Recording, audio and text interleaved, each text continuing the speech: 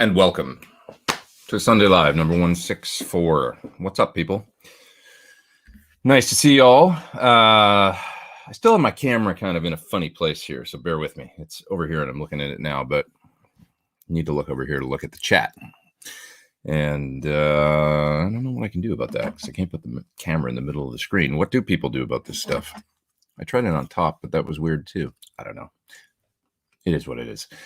What happened this week? I did a video for the Power Station, my favorite attenuation device. If you saw it, then you'll know what I like about it and why I use it around here every day, because it's so damn transparent and it just works and does the job, and with the effects loop and all that stuff, it's great. So yeah, if you're interested in a quieter amp situation for gigs or around home or whatever, check it out. If you haven't seen the video, I think it tells the tale. I use it with the Ombre, which is still sitting back there, as well as my old Marshall JMP. So you can hear what it sounds like with both those. Also did a video for the Origin Revival Drive Compact Hot Rod. It's supposed to do Hot Rod Plexi tones, and it's quite good. So check it out if you haven't seen it, if you don't mind. Who we got here? John, Stealth Parrot. Of course, Naive Steve, who's not naive at all. He's on the ball. He says, Happy Easter. I didn't even wish you a Happy Easter. Excuse me. Sorry. I went straight into the gear, because that's where my head always is, right? Somebody says I'm out of focus. All right. Let me put on my... looks out of focus to me, but maybe I do. I know I just got to put the camera on. I've been playing with the manual focus and doing... Excuse me, and doing, just experiments, trying to make it work. But maybe I should just have it on autofocus. Maybe it's just better. I just hate that look when it's constantly adjusting all the time, But maybe that's better than being out of focus. Does that look better? Hopefully. I'm putting these on. We're going to go with the reading glasses today. Surfer Bae is here, and he's in Boston. He says, Happy Easter. Glenn's here. What's up? Asking if I have any trouble with the new update for Celestion Speaker Mix Pro. I think I'm on the latest version of it. I had one issue where I was opening up a session, and the session opened and it screamed at me out of the speakers for whatever reason. It was like on the channel that Speaker Mix Pro was enabled, it was just like pinned to the level, and I had this burst of sound that was insane. And that was the only issue that I've had with it. What kind of issues you're having? I would be interested. Plugins. It's like software. It's problematic at best. There's always like issues sometimes. Somebody says it's good, just not tack sharp. Yeah, I think that's just the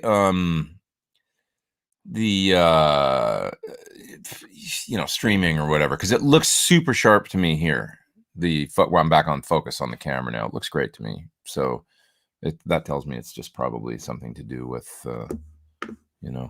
I could change the resolution and see if that makes it better. Let me see here.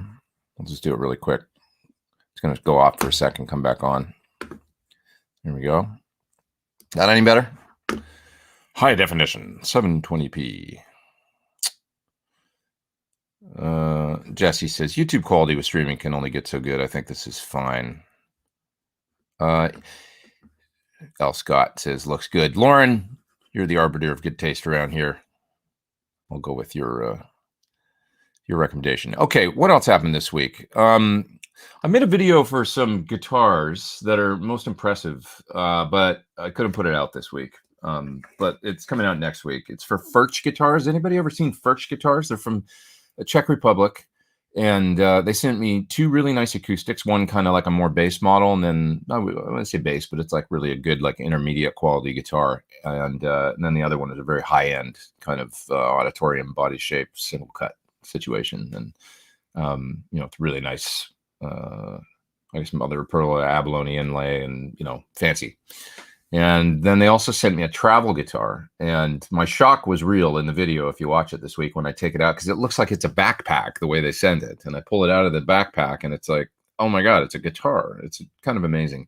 and you put it together and it plays and sounds great. And so it's really impressive. Has anybody heard of them? I just wonder. I wonder. Yeah. So let's see here. Great guitar builder, says Alrado. Yeah. It's really nice stuff. Furch seems solid, says JH. I agree. I mean, they were excellent guitars, and you'll hear in the video too. I was really happy with the sound of all three, and like kind of flawless, no glue blobs or anything when you look on the inside. Really nice scallop bracing, especially on the high end model. Actually, the kind of more like it's somewhere in between $1,000 and $2,000, I think, for the other full size guitar, not the travel one that I got. It's got an arched back on it, so there's no bracing on the inside. I looked on the inside. I'm like, I always like to look at the bracing of an acoustic because I like my old J50. I always remember the bracing was real scalloped, and it had that beautiful kind of bloom in the low end. And then when you look a lot of newer J50s, I'll see like the bracing's real thick and round, and they just don't do that thing. It's like there's much more. It's like kind of a small sound without the bloom, and I always kind of attribute it. I'm sure there's other factors because I'm no expert in acoustics, but I attribute a lot of that to that really sort of thinner scallop bracing on those older guitars, and probably just time and all that good stuff. It's time for, excuse me, some more coffee because I got to wake up still. Kind of threw my back out this week. I got a bike, which is awesome. I love riding my bike. But I fell down the other day, and luckily I didn't hurt myself too bad. I got that. That's about it. But my back, I think I threw it out a little bit. I'll recover. It'll be fine. But it's a little tough putting my socks on. It's true.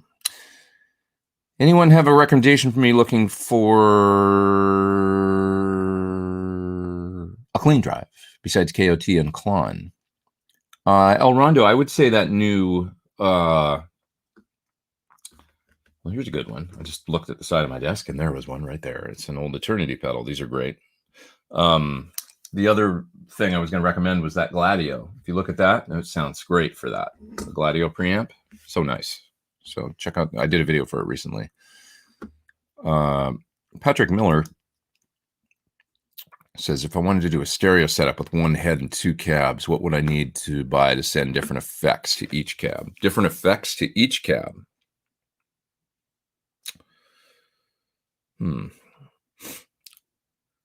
Well, I'm thinking, I mean, you could just patch different effects in line to each cab. Like you could have, like for instance, you could have an analog delay that's only mono in each channel. So let's say you got two heads. Let's say if I was going to do stereo effects with two PT15s and two PT15 212 cabinets, you'd take the effects send out of the first head and send it to something that would then split your sound, right? So let's say an H9. Now on an H9, some of the effects have pan. So it would be possible to send, for instance, yeah, you could do like a delay in just one channel, for instance, using an H9. Now it's got a stereo output though, so it's going to be sending some pass-through signal through. And on that channel, you could just patch a mono effect in. There's a number of different ways you could do this. You could use a mixer of some sort. But tell me a little bit more about what you would want to do, and then I can recommend, like, what are you envisioning as far as what kind of effects in each channel? And I could give you a little bit better breakdown. Yeah.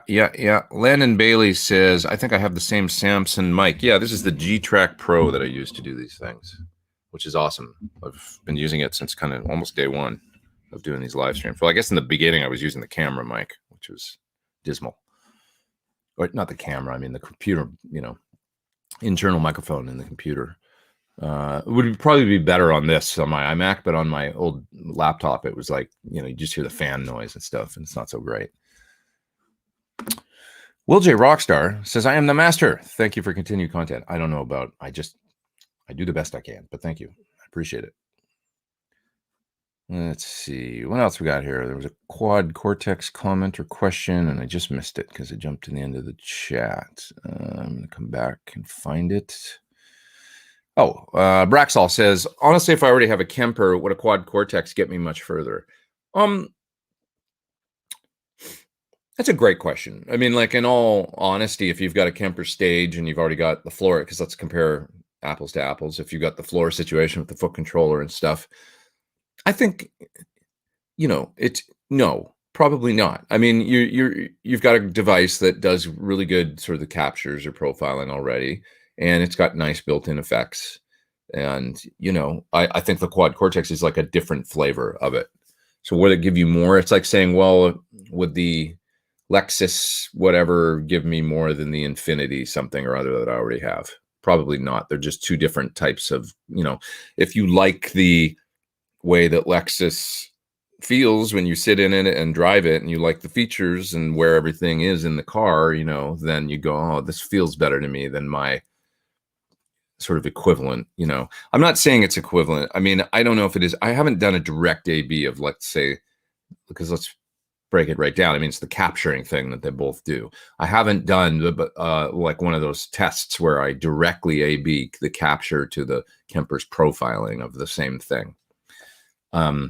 The thing I really like about the Quad Cortex is, and I was going to say as well, there's a lot of those videos out there where Rhett did one, and there's different videos where people are comparing the Kemper process to the Quad Cortex. So you can watch those and make your own assessment, I think. But the thing with the Quad Cortex is simple, and that's something that I really like about it. Which isn't to say the Kemper. I mean, if you're used to using a Kemper, the process and stuff like that. But it's just for the process of setting up a Quad Cortex and using it, and even just doing anything on it, is so easy that you don't really need a manual. So I really like that, because it's a little more like, it reminded me when I got it of like getting a Mac over, like I used to have a PC laptop and I didn't really know how to use it. I didn't do any computer recording, and it's amazing to think that, but it's like not even really that long ago. It is, and it's 17, 18 years ago or something. But to think that it really took me getting, my first Mac around 2003 or so, 4, to go, oh, like this is so easy. And there was still a bit of a learning curve, but it was so much easier to figure out and just do what I do, that worked well for me. And I guess it's the same experience for me with the Quad Cortex. That's one thing I'm really liking about it, is the simplicity is really, because I could play more. So that's nice. I can just get down to playing, because what are we doing? It's like, are we here to learn, learning curves and all the features of devices, or are we here to play some music? And so to get down to just because I feel like I'd rather work on my playing than I would work on learning how to do, or even work on getting the best sound. It's like I spend probably too much time on that myself. I don't know about you guys, but it's like I just wish that I spent more time, because I got a little lost in playing last night. It was really fun. Here, I'll show you this, but as a hobbyist, this showed up this week. Come on. Is that fun or what? It's so fun. It still smells like paint.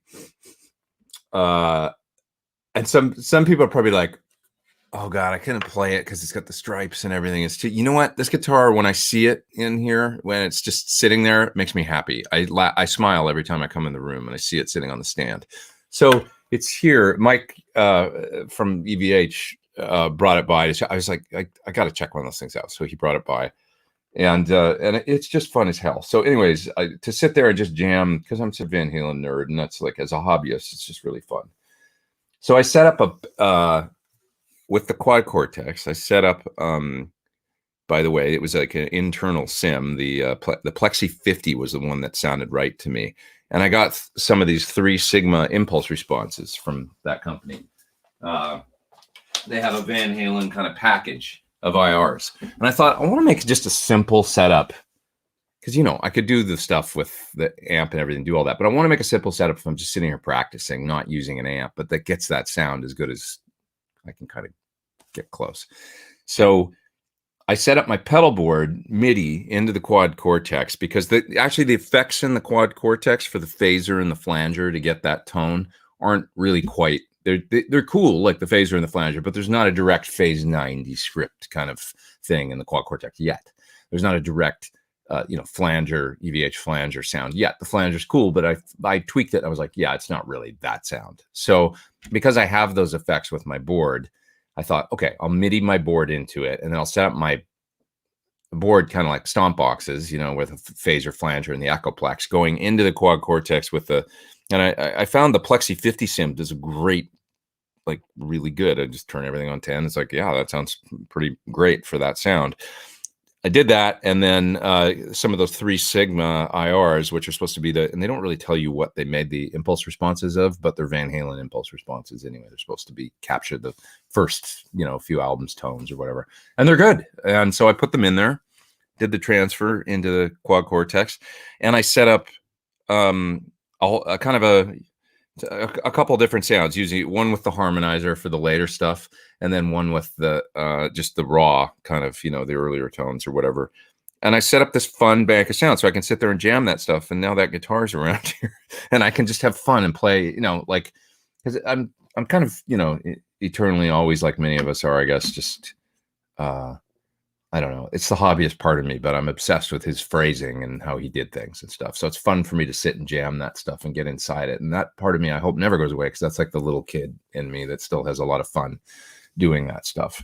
And he's always been my number one sort of, you know, I love Gilmore and I love Brian May, and I love doing the same thing with, you know, their tones and stuff. But Eddie's always the one that I come back to. That's, you know, my number one or whatever, as far as from a hobbyist. I guess with Eddie, it was Eric Clapton, right? So anyways, there you go. And with the quad Cortex, I just find that process is really fun. And so, and then I sat here and I played, and I didn't want to go home last night. I wanted to sit here and keep playing. It was sounding really great. I got these tones dialed in. Now I have this little practice rig where I can easily turn it on and, you know, not be burning tubes on my amps and stuff. And I can sit there for hours and to my heart's content and play the solo to Somebody Get Me a Doctor or whatever. Okay, somebody's up there in the super chat and says, to help keep the rock rolling, and I dig your EVH guitar. They're really fun. They are really fun. My niece Hurt says, is that one of Eddie's actual guitars? No, it's one of the, you know, you could get, they're one of the EVH, the new ones that they reissued. That is like a, you want to see it again? I mean, it's, okay, so they put out the original one that was 25 grand, like, I don't know, 15 years ago, or no, it's 2007, I guess, that it came out, right? Well, this one is, I think these are around 1800, something like that. And it's, what did they do different? Well, they had to do something different, because of course, if you bought a $25,000 one back in the day, you'd be pissed, right? If all of a sudden they came out with one that was, you know, under a couple grand. So this one's not made in a custom shop or anything. It's made in the Mexico facility. But it's really good. I mean, like, as far as you'll notice that the neck is an EVH neck with a heel adjust style rod. It's got a very kind of like wide, thin Charvel profile, I would see. But big frets, and the fretwork is good. And obviously they put the EVH on the headstock, which they didn't do on the, you know, the 25K one. It's got, you know, the 25 grand one. It's got the cigarette burns and all the stuff, right? So there's a few differentiating things. The other thing is this body is basswood, which is, you know, kind of what he drifted towards over the years, what he decided he liked. Of course, the original one was heavy ash, so they're pretty different wood. So I don't think they're even claiming that it'll get the exact sound of the original guitar or anything. It's got a Wolfgang pickup in it, in the bridge. You know, obviously this stuff is not hooked up. Volume control is really nice on it, I have to say. Like the taper and the, I don't know if, I think it's probably got a cap and resistor on it, because I know he went to that in later years. But the cleanup is great. EVH Floyd Rose on it. It doesn't have the quarter. You know, there's a few things that are different from the really expensive one. But it's a fun as hell guitar, I have to say. It's really fun to sit and jam. It's, you know, probably only appropriate to sit and jam Van Halen licks on. But what a fun guitar, I have to say. Really fun. So, that's that. Yeah, you can see it on their site, the EVH Gear site. Hey, thanks again to Arthur for doing the super chat. Appreciate that, man. T-Rex says, I really like what I hear in your Dry Bell, the engine review. Which pedal for that hard rock plexi vibe? Oh, they're both good. I mean, I don't know. Once again, that's one of those apples to apples comparison. The engine, okay, the engine will do a little bit more of the you want to get the treble booster thing going, like early Judas Priest, or, you know, something like, or Tony Iommi or something. It's more able to do those sorts of tones because it's got that aggressive treble boost in the front end, which is really fun. They're both great at doing the plexi thing, though. And with the Origin, you've got that added kind of negative feedback simulation on that one control that I show in the video. So that's pretty fun too. Yeah. That was an interesting question. Can you talk about why Sweetwater doesn't carry Sur amps and guitars? I don't want to speak for them because that would be wrong, and it's business stuff, between companies. I don't, both companies get along and everything like that. I don't think there's anything there, but I'll say this, that Sweetwater is a great big company, and I dig. By the way, my affiliate link is in the video description below if you want to buy a kazoo or some strings. I always say that, but yeah. And I love the Sweetwater folks, and also, with Sur. So I don't want to, but there's things with the dealings where, if I'll just, in a broad sense, if you're a company, you've built a dealer network over the years, right? With smaller dealers or more boutique stores and that kind of thing, right? And you've got a relationship with them. Well, obviously Sweetwater, as a great big player and a really brilliant company, actually, and they've, it's not a criticism or anything like that, but they do, obviously, because of their successful business model, it makes it a little bit, it's a little like Amazon or something. It makes it a little harder on the small and pop operations, right? So if you're a smaller guitar company, not like a Fender, Gibson, like a huge player, even like if you're like, bordering on big company or whatever, but if you're a company where you've built a dealer network or whatever, you have to be cognizant of that and recognize that those people have been there to support you and help you over the years and stuff. So it's a sensitive issue when you maybe decide to go to a great big player. That's all. So those are things that come into consideration, where it's like and also it can become maybe the major driver of your business, and then all your regs are in that basket. That's all I really want to say about it, though. I don't want to just take what you will from that. I'm not saying that I'm not speaking for them, but yeah. And essentially, there's the other factor of like guitar sales are up across the board with everybody. Sur is very, very busy with guitars they're making.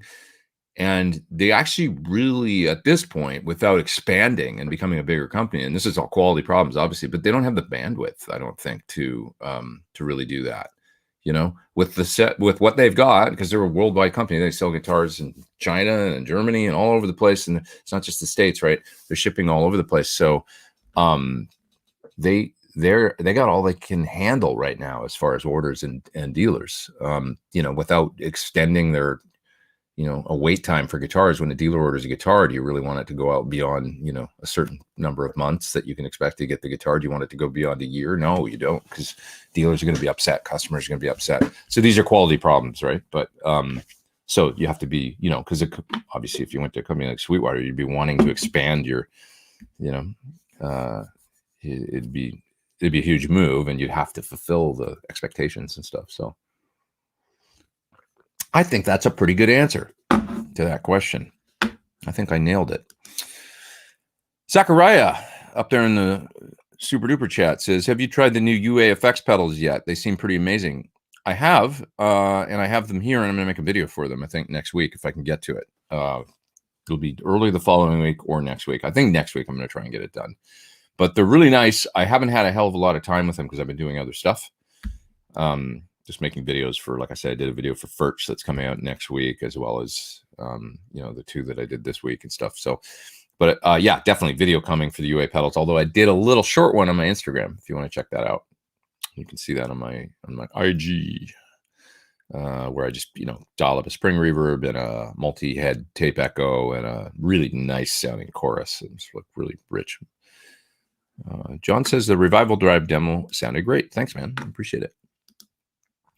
Who else we got up here? I got a bunch of super chats I got to get to. John's up there, and he's just saying, "Hey, John Pearson, thank you, John. I appreciate it. Thanks, man." And Steven, same thing. Wow, you guys are too cool. Steven Mickle. Sorry, excuse me. Thanks for doing the super chat. Braxall says that he wants to buy an Apollo X6 or 8, but would the new Apple M1 computers work with it? I don't know about yet, but they will eventually. I'm not sure if that's a UA question, unfortunately. You've got to look at their website and see, but right there on their website, it'll say, I'm sure, like as far as compatibility, they've got, under,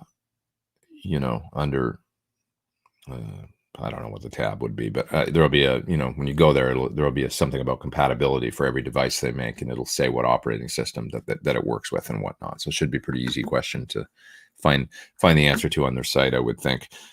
I think that over time, obviously they're going to catch up.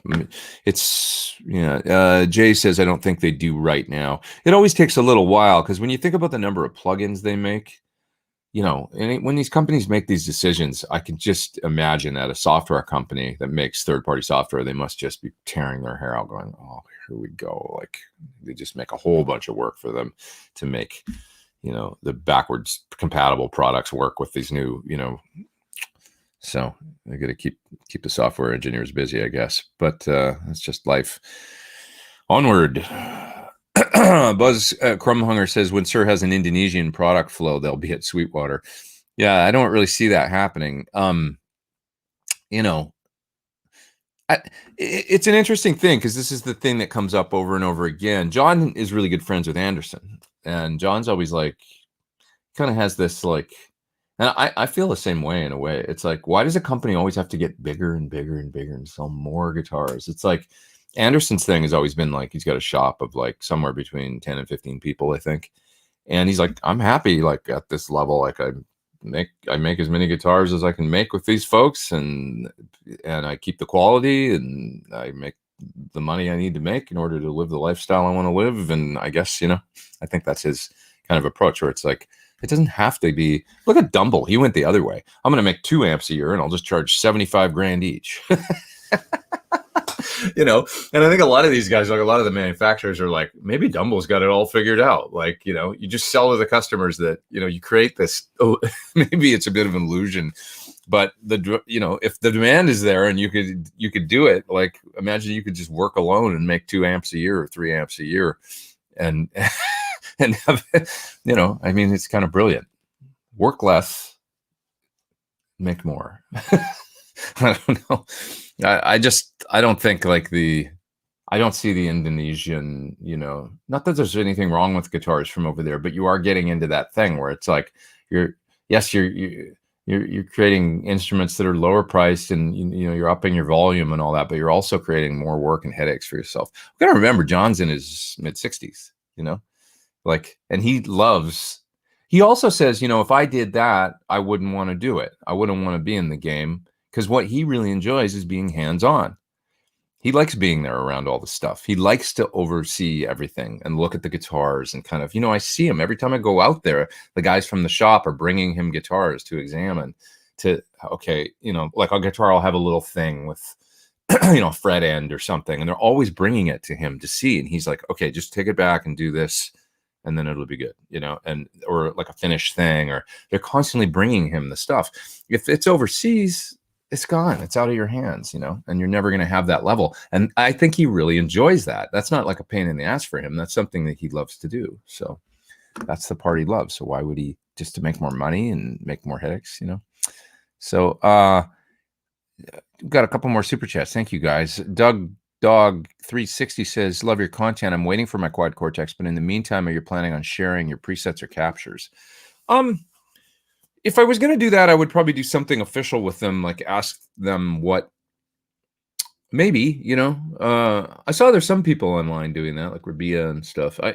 I mean, maybe I would do some specific things, like maybe my Marshall 50 or something, or, something where I'm not screwing with the livelihood of anybody, like some of the older amps I have or something, maybe, would be cool.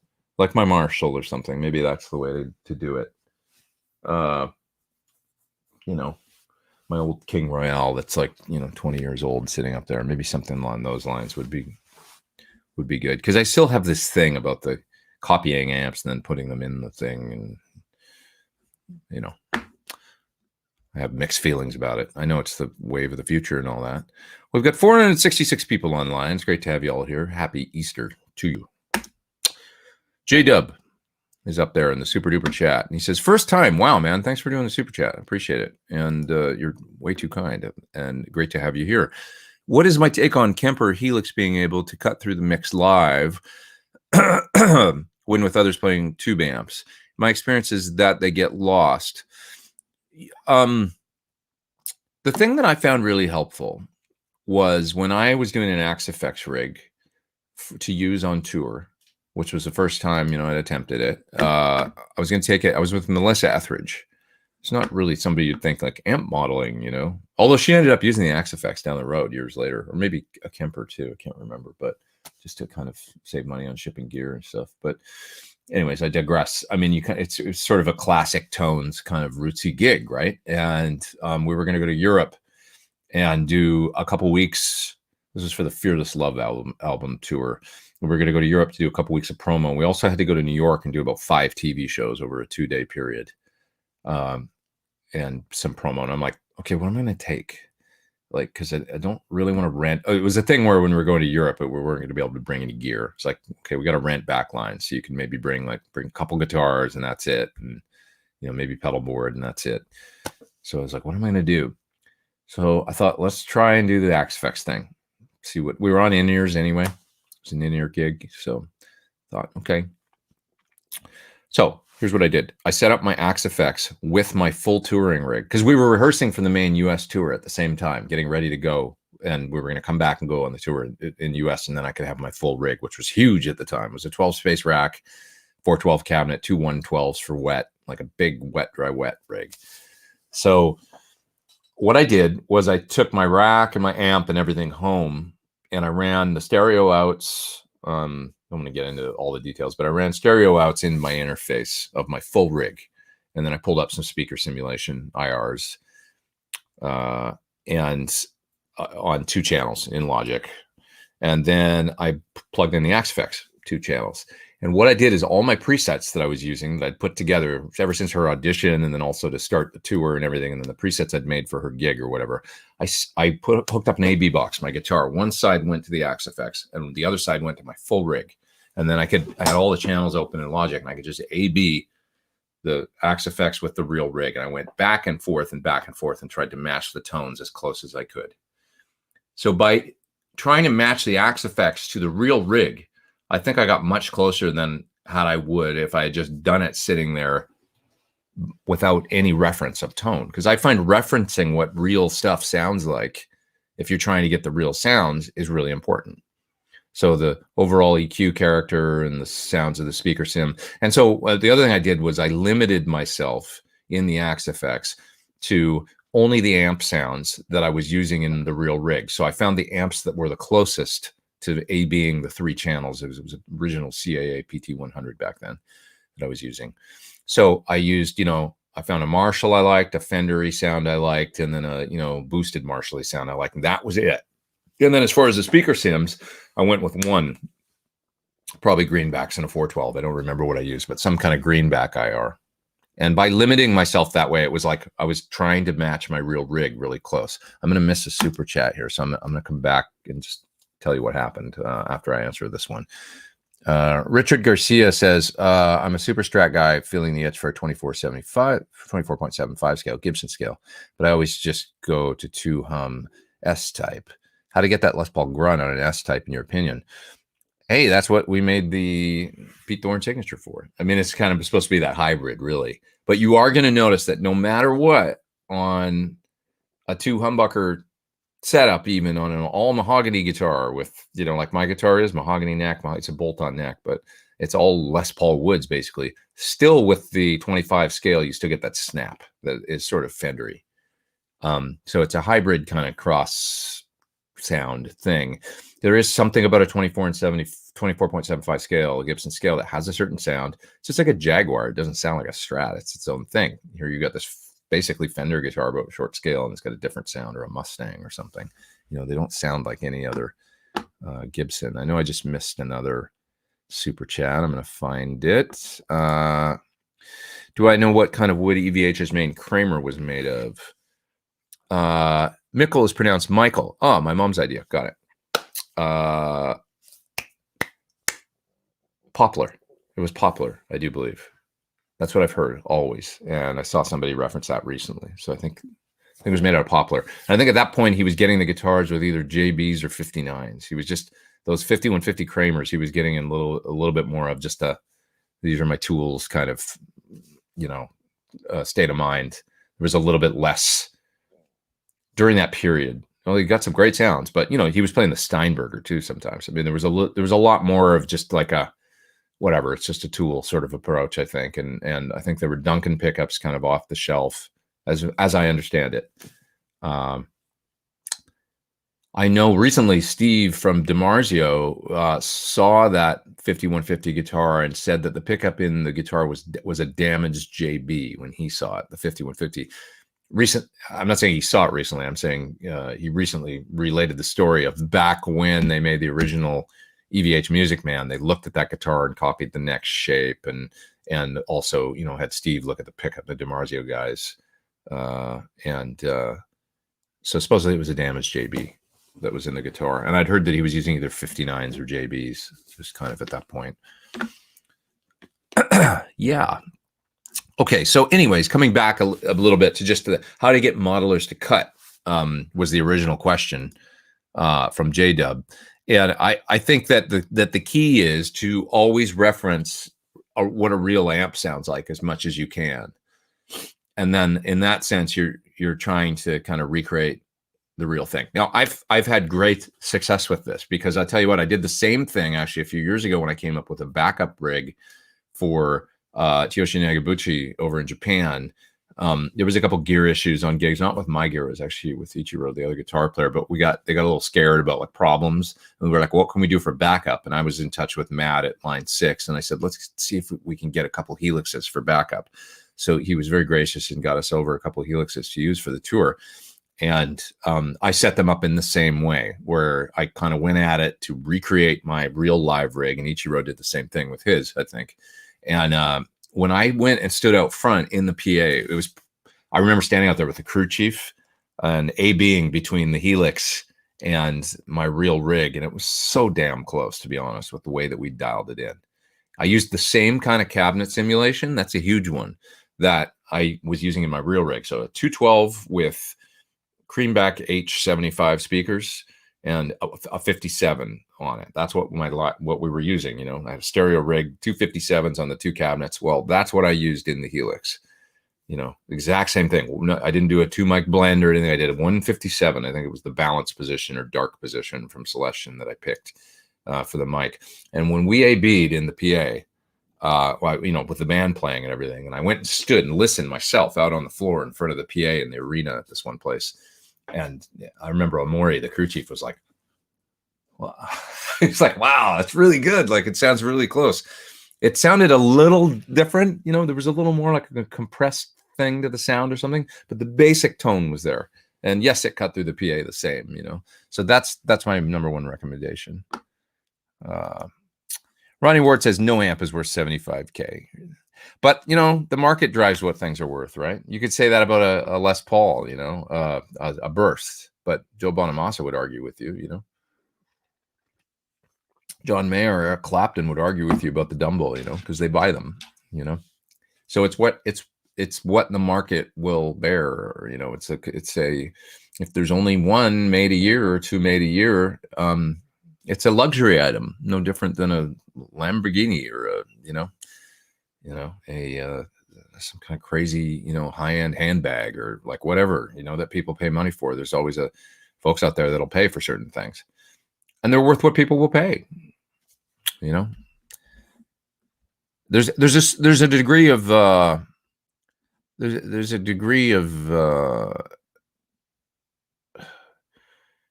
mysticism with the whole thing, but also there's an art piece element to it, right? It's just like collecting. It's like a painting, there's only one.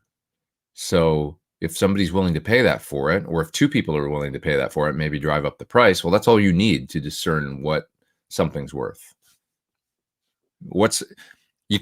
I disagree, because it's worth what somebody will pay. And, that's just if somebody paid for it, well, I guess it's worth that, because you might be like, yeah, but it's just a box of parts, or it's but a modern art painting sometimes just like a splotch of paint on the wall on a canvas, and it's like, you might be like, oh, I could do that, but if the artist signed it and somebody, if it's some numbered limited thing, things are worth what people will pay. That's just how it works. It's Swifty up there in the super chat, says, hey man, what speakers would you suggest upgrading from a stock Harley Benton 212 V30 cab? Well, it depends on the sound you're going for. I mean, there's nothing wrong with V30s. Depending on the cabinet, I might put a greenback in there just to kind of balance it out or something. Or I personally, rather than two V30s, I think that two H75 creambacks sound better to me. They kind of do a similar thing, but without that high mid spike. And they have this great balance sound. Like where some speakers sound deficient in some frequencies, like, oh, that speaker sounds great overdriven, but it's a little dull when you play clean. Or a V30 sounds great like this, but man, it's got that thing that it's just like H75 is the speaker that has this balance to it. I love greenbacks for dirt. That's my main thing. But sometimes I feel like with clean tones, they're a little dark, a little bit, like just a little, they just kind of lie there a little bit, where I want a little more excitement, and that's where sometimes a V30 can actually work in some amps, or like I say, the H75, we chose the greenback and the V30 for the PT 212 for the 15. It just seemed to work really well with that amp. But for the previous 212 for the 100, we chose two H75s. Part of that was power handling. This is 150 watts of power handling for a 100-watt amp. But, part of it was also that they just sounded damn good. More Guitars is up there, and he says, happy Easter, Pete. Love you, buddy. In the super chat. Thanks, man. Appreciate it. Starbucks on me. Thank you, man.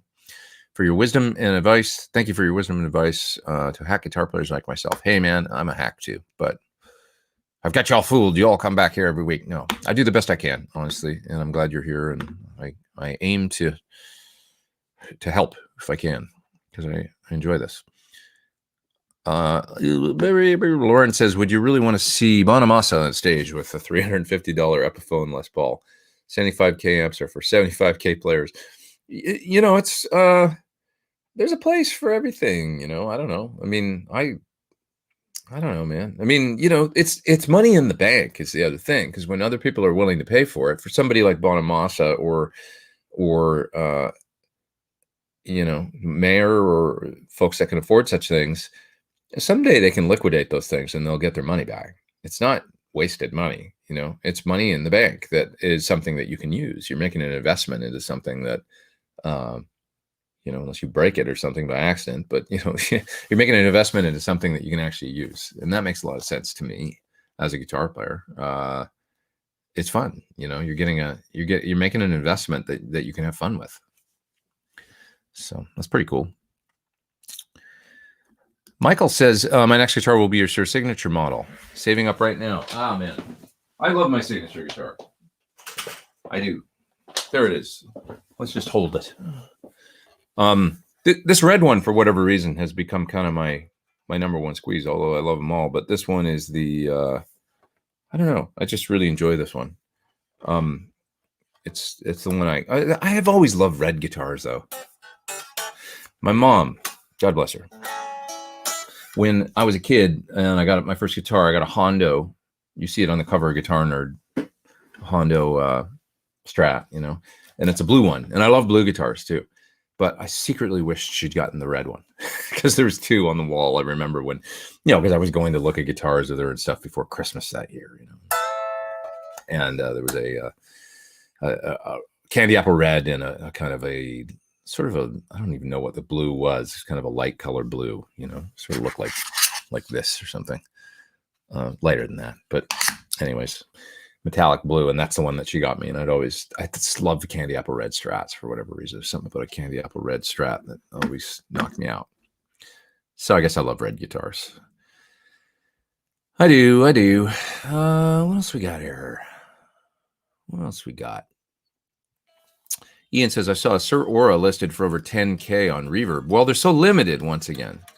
There's only 100. So, you're going to, it's a good investment, because you're always going to get your money back out of those things, because it ain't making any more, you know, at least not like those ones that John is finishing.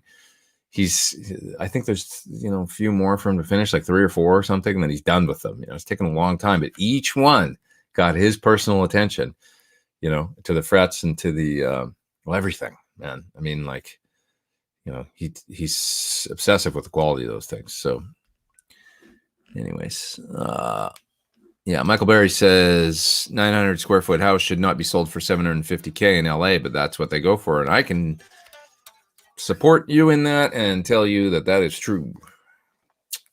It's expensive, man, living in LA. But it's, you know, you pay for, once again, it's supply and demand, I guess. That's all it is. You know, if people are willing to pay it, there you go. What's my favorite Synergy preamp module or modules? You know, the Synergies, I think the Plexi one really sounds great, actually, if you want a straight up Marshall thing. The ones that I probably, because I have that system back there, because I've made a few videos for the preamp modules. The ones that I've really enjoyed, I would say, are the ones that don't do something that I have in an amp already. So like I really like the Angle Savage, actually, because it does a great metal thing that, if I need that aggressive kind of thing, it's a different sound than anything else I have. So that serves me well. Straight up Marshall, though, the Plexi is really good. And the Steve Vai one's really fun. It's got a unique tone to the lead sound, the distortion sound that is distinctly his. But when you think of him in like a nice, smooth, fat, single note, gainy solo sound, it does that just beautifully. I mean, it's a really fun, kind of easy to play, fun high gain sound that is really liquidy. And he made the point, he's a very, very brilliant guy, and he made the point that because I really love aggressive Marshalls and teeth in my tone and stuff, but in his way, you know, he's a great educator too, and I think he was trying to tell me something maybe. But I remember when I was interviewing him, and he's like, you know, that sound, like if it gets too like and top end and stuff, he's like, over time, like when you do a 2-hour show where the guitar is the lead singer, it can be a little much. Like I need a sound that's kind of like not too abrasive, like sort of thing, you know. And that made a lot of sense to me. Like for his style and his music, he needs a tone that you can listen to for a long period of time. And sometimes distorted guitar can get a little much after a while. So I like the Vi one a lot. Was surprised to find, maybe I shouldn't have been, but I was surprised to find that the clean sound was really terrific as well. Kind of hyper Fendery scooped, you know, really sparkly, like add some compression, little effects, and it's just awesome sounding. So that's a nice variety too. It's different than a lot of the other modules, because I find that's the only thing with, you know, when you're running through the same cabinet, let's say the same speakers, yes, changing the preamp has an effect, but as you guys out there know, if you've, you know, experimented with this stuff or you've been playing for a while, experimented, the speaker is the major, you know, it's 50% of the sound at least. So, you know, even over, you know, the guitar you're playing and the amp you're using and stuff, the speaker is this huge filter on the sound. So you might go from one module to another module to another module, especially a lot of the high gain ones. You go, oh, they're all like kind of different, but wow, there's a lot of similarity actually between a lot of them. So that's where I find with the Vi one giving you that really sparkly, great, you know, and can do other things. You can turn the bright off on it, but I find the sparkly clean thing it does, as well as that liquidy fat lead sound that really doesn't sound like a lot of the other modules, is a cool thing to have. Okay, what else we got here? Did I miss any of you guys in the super chat? I don't think so. So it's okay. Gonna move down a little bit here. I'm sorry if I know I've missed a ton of comments and stuff. You don't need no stinking clean tone, says John. Yeah, I don't need no stinking clean tone. Come on, sometimes it's nice. You know, I'm basically with you. Oops, I just highlighted that by accident. I put my coffee down on it. But hi, Jay Foster. Bonamassa could make a $350 Epiphone sound good. You're right. He's got a ferocious technique.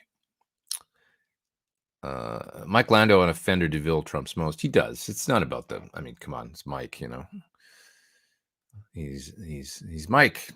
Naive Steve says, "Sir, sound like ethical manufacturers, a quality product, not taking advantage of underprivileged employees in Asia." I mean, they make great guitars in Asia, and I think it's just a different thing over there. Sort of, the way the economies work and stuff. I don't know how, like in Indonesia and stuff. I've been there. It's a whole nother world. So the way things are structured and the way, who knows, the way people earn money and stuff. I'm sure there's some exploitation going on. We all know that, but there's also probably some pretty good setups for guitar factories where it's, who knows, I can't speculate, but yeah, Sir, basically, at the end of the day, a lot of people make a lot of noise about making things in their own country and supporting, American workers and all that stuff. And then there's also a lot of noise about, oh, those guitars aren't worth that much. I can get an Ibanez for however much. So you put your money where your mouth is, and, there's healthcare and workers' comp and all these stuff, and regulations and all the things that happen to do business in the U.S. It's a tough place to do business, what's the word I'm looking for? Relatively speaking, I guess, it's easier to set up in other places that don't have the same wage requirements. You guys know what I'm talking about. So really, I think it comes out of, almost like I say, it's John's passion. So he wants to be there on the floor. So he doesn't have an option. He doesn't want to move to Indonesia. He'd have to in order to be there. He might enjoy the the day at work if he was in Indonesia in a great big factory overseeing everything and stuff and going, hey, I can make great stuff here too. But then at the end of the day, he's got to go home and he's in Indonesia. He's not in California. He likes living in California. So, right. So, he's doing it because it's what he wants to do with his life. He's more concerned with that than making money, and it's funny because like the money sort of follows when you do what you love. And that's why Sir's successful. If you do what you love to the hilt, to the best of your ability, and you follow your heart and all that, and it sounds like a cliche, but it's true, then the money just sort of happens, It's a nice byproduct of following your passion and living your, it's the same thing with being a musician. I find, do it for the right reasons, and it seems to work out. Ian Ferguson says, if you want a red Hondo Strat, I can help you. It needs a lot of work. I think I'm okay. I'm good. I am sad that God, it hurt me just a little bit right now to think about, like, my guitar, my first guitar, I left it at a friend's house because I'd taken it all apart and kind of destroyed it. I put a Rockinger trim on it. It was plywood anyway, and I painted it and it looked awful.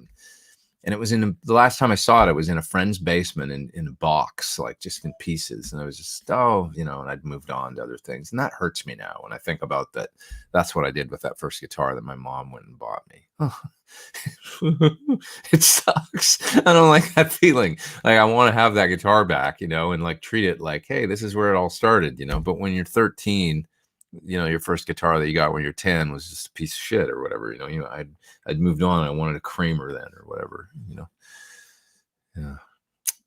Anyways, Paul Davids, are you here, buddy? What's happening?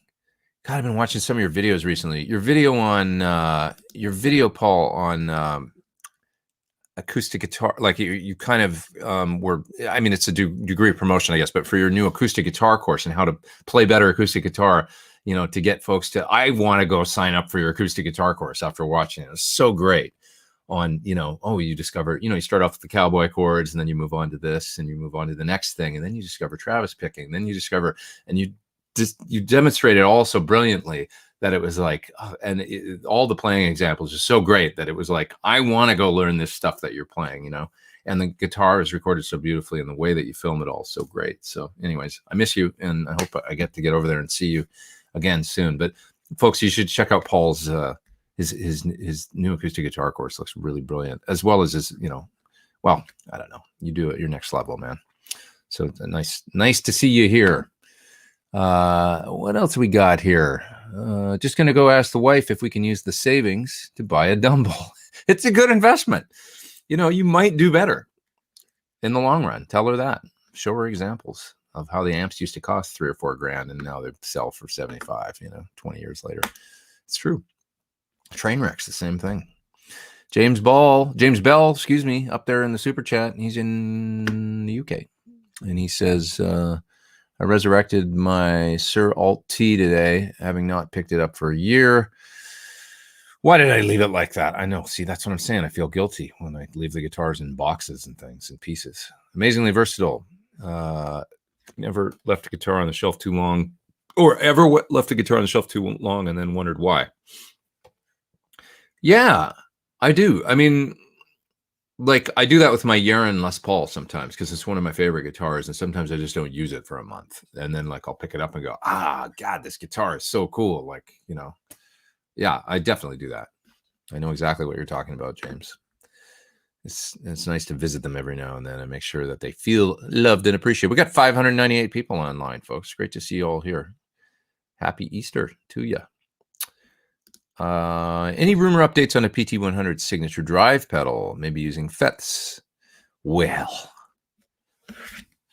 I'm working on something, but I don't want to go any further beyond that. But it'll be a great tool, is all I can say. And it won't be like everything else out there. It'll be its own thing that will be extremely useful.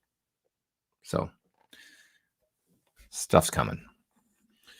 I've been working a lot with John, but also Kevin, sir. And Kevin's, you know, learning stuff all the time. He's brilliant. So he's come so far and he's got great ideas and a great sense, you know, he just thinks of things that I wouldn't. So, and John's like that too. So that's why we're a good team, because it's like combining all our ideas together. You end up with something cool, you know, and it's exciting. It's fun. So we're working on stuff. We are. But yeah, I've never really been that interested in just making a pedal, like another overdrive or another. No, it's got to be something different that really does something cool and serves a purpose. So working on it. Yeah. Mike says his 81 P bass is candy apple red. That's cool, man. I'd like to actually see that. It's an interesting era of Fender right there, where they were kind of going through problems, you know, and the early 80s and almost, you know, bankrupt and, you know, trying to figure out how to stay relevant and stuff like that. And yet some of the instruments that came out of that era, like 79, 80, I'm sort of into those. I had a 78 P bass that was amazing. It was so good, and I sold it like an idiot. And that's my third biggest guitar selling regret, was my 78 P bass. It was cool. It was a alder body, kind of not that heavy. It was a nice medium weight, maple neck, total punk rock bass. It was really cool. Black pick guard, sunburst, bitchin'. Can I describe the difference between the Thornbucker and the Plus model? You know, it's really just more turns of wire. That's it. It's slightly hotter. The reason that we did it was because I felt like I just wanted a little more push in some guitars. Not necessarily in like Les Pauls and stuff. I felt like I just wanted a little more push in, especially like alder maple neck Strat style guitars. I felt like it was just a little on the underpowered side for certain guitars. Other people might not think so, because the original Thornbucker is great. It'll balance terrific with singles too, because it's just not that hot. So, but I just wanted a little bit more of those mids, you know, that you get when you wind a pickup up a little bit further to the high 8s or close to 9K. So still technically like it's on the upper end of low output, I would say, the Plus, whereas the regular model is like on the middle to, you know, if you got a 1 to 10 scale of heat, it's a 5, and the Plus is a 7, you know, it's just a little more. So that's it. Yeah. Peter Frampton mentioned you in his book. I don't even know what to say about that. I'm speechless. So I'm just gonna be speechless. Did everybody see Peter on my interview here? His book is wonderful, by the way. Did everybody see like when he came by and did Sunday Live? Because that was just absolutely one of my favorites. It was so, I don't know, he's just such a wonderful guy and amazing musician and legend. But yeah, it was, you know, really fun. On that note, I want to mention that I've got a guest coming next week. So this will be fun. Do things a little bit differently next week. Next week is going to be a little later. Probably starting, well, it's going to be kind of a loose start, but 1:30, 2 p.m. and we'll let people just kind of find it and trickle in. So I'm going to go over to Tracy Gunn's place next week. And he's got his music room full of amps and guitars and stuff like that. And I'm going to just go there with my laptop and this mic, and we're going to set up in there and just goof off with guitars and his amps and whatever. And he can show us his collection. And Tracy Guns is a really cool dude. So I'm looking forward to it. We're going to have fun. So next week, special guest, Tracy Guns. And I'll put up the watch page for that. And he's we became buddies like over Twitter and different stuff over the last couple of years, really, I guess. And this will really be like our first hang, though, so it's gonna be fun. He invited me to come over there. I said, sure, that sounds like great. So I'll just bring my laptop, and it should be fun. So watch out for that next week. And doesn't that lacquer on the back of the neck gum up? Are you talking about on my signature guitar? On this guitar? No, look at it. It's smooth as a baby's bottom all the time. It feels like it's got baby powder on it, literally, So it's like, it's just a finish that they do that I actually don't understand. I know the process is somewhat of a pain in the ass to get the finish this good, and with that, but they perfected it, whatever it is. They were kind of worried because originally when I said I wanted a black neck, but I want it satin, they're like, it might come out kind of gray. And I was like, let's just try it and see how it looks. And it looks badass. I think it's totally cool. It almost looks like composite, but it's not, it never gets sticky ever. It's just like perfectly smooth and is really playable. So yeah, I'm not sure if this is the guitar you meant though. I think that's what you're referencing. What else we got here? Let's see. Lauren's mentioning, I guess I'm way back in the chat. I better move down, but you're mentioning the Morgan AC module for Synergy. Yeah, that's a lot of people's favorite. I haven't messed with it that much actually, but it's one that I should get around to playing with more. I always think of AC30s though as so much like dependent on EL84s, and maybe I'm wrong, but the whole smorgasbord of like the speakers too in the cabinet to me is so important. So yeah. JD Analog says, my Tone of the Gods pedal has arrived in LA. You should have it in a couple days. So looking forward to see you rock out on it. Yes, dude. I'm going to check it out, and I can't wait to give it a listen. Going to be good. Bent Tom is up there in the super chat, and he says, the Thornbucker split sound is closer to a real single coil. Is that an offset wind, aka one coil wound hotter? I have two sets and love them. I know, they just work out great split. And that's kind of happy accident. You don't know. I mean, we wound it to just do the humbucker thing, but then you do it for conductor and you listen to it and go, oh, that's really nice, actually. And I agree. Like the number 2 position is something I use all the time on this guitar. I will go to it and use it even sometimes over, 2 single coils with the middle and the bridge. It's a wonderful sound. I mean, the coils are further apart, so it's the inside coils when you do that. And yeah, yeah, it's a slight offset, but it's not a big deal. It's a 5% offset or something like that with the Thornbuckers. You can't go too far with the offset or it starts sounding really weird. It doesn't sound good, but a slight offset is cool. So take that for what it's worth. Naive Steve is up there in the super chat in Europe. No, sorry, in England. Sorry. And he says, I was wondering, do you know how Chris Cornell got the gig for You Know My Name? Was he approached or did he have to audition? That's a great question. I don't really know. I would assume at his level it was something where he was approached or management, found out about a Bond movie, coming, and I really don't know. That'd be a question I could ask. I would know who to ask actually about how it came about, but would be interesting to know that actually. He had just done it right before we got involved and went on tour with him and stuff. So I guess it never came up, but I know he was proud of that song, and it was a really cool tune. It was something that we did live pretty much almost every show. I would say 80% of the gigs I did with him, he wanted to play that song. So yeah. What is my desert island amp? Really a PT15. If I could only take one amp, it would be that, because on that desert island, if it happened to have electricity, I could easily plug it in and use some headphones or a small studio monitor or something, and play my amp while I sat there with Wilson, my my volleyball, and waited to be rescued. That doesn't even make sense. But does anybody watch Castaway again? Because it's always on at late night TV. Actually, I haven't seen it for a couple months, but you know how they always play the same things? It was like Spectrum out here in LA. They're always playing Silence of the Lambs. Oh, look, Castaway's on again. Or, oh, look, it's Aliens again. Aliens 3. It's like the same damn movies all the time. But I got to say, Silence of the Lambs is one movie. If I turn it on, I can't turn it off. I just watch the thing. Like I've probably seen it, 143 times. It's just, I just turn it on and I just keep watching. It's so good. I don't know. Yeah. Castaway too. That was another one. Kind of a cool movie. I like Castaway. It got kind of like, well, son.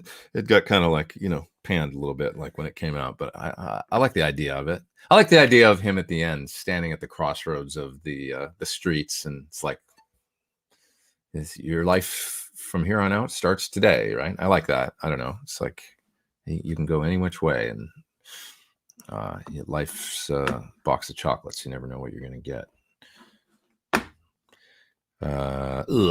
Pete has a well in his basement, apparently. Nope. It puts the lotion in the basket. Yeah. It puts the fucking lotion in the basket. No. That guy is such a creep, man. It's an amazing movie. Come on, Silence of the Lambs is epic. The whole Hannibal Lecter. I'm having an old friend for dinner, Clarice. Okay, we're off track here. I want that amp, the PT15, says Stealth Barrett. I love it. It's the one. Evening Peter, love the live chat. Says, nobody calls me Peter. I like that you called me that. It's like what my parents used to call me. Peter. If they were mad at me. Hopefully you're not mad at me. I'm finalizing wiring my pedal board build with tips from your board. I wish I could show you. I'd like to see it. Put it up on your social medias and send me a link. I missed a super chat. Hey, Ben, thanks. And Ben's got to go, I know, pretty quick here because he's got a family thing. So if you got to run, Ben, it's all good. Sorry, Robert, I missed your super chat. What is it you can do with a capo that you can't do without using it, or where your playing becomes hampered or limited by not using it? I mean, it's just that, that's too kind of hard to do on a consistent,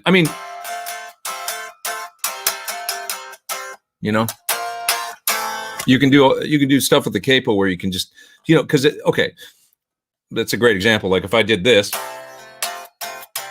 well, then I can't hit that note, right? But if I've got the capo on, I don't know, it frees up your other fingers to do other things. If I had a capo and I could still hold the bass note, right?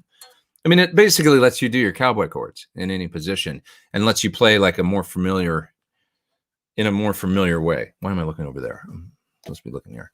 I'm looking at myself. It lets you play the things that you know how to play in a familiar, patterns and fashions using the same fingers, basically. So it just opens up those possibilities of playing in other keys. But also, a nice thing to do with a capo is like, if you're layering parts, and let's say you're writing something and you've got a guitar playing, your cowboy chord sort of first position or whatever down here. And you're like, okay, I'd like to do another guitar in the other channel that's playing along with that.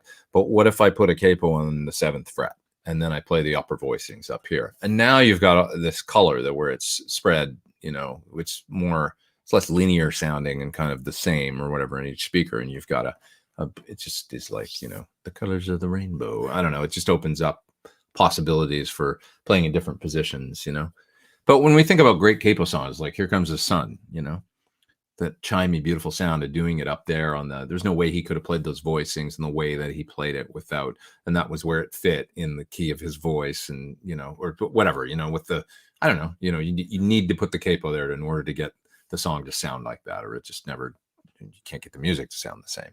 Hope that makes sense, I guess. Yeah. Yeah, I can't correctly play "Run to You" by Bryan Adams without a capo. What is it, capo 2 or something? That song, probably right. F sharp, and when I think about, is it?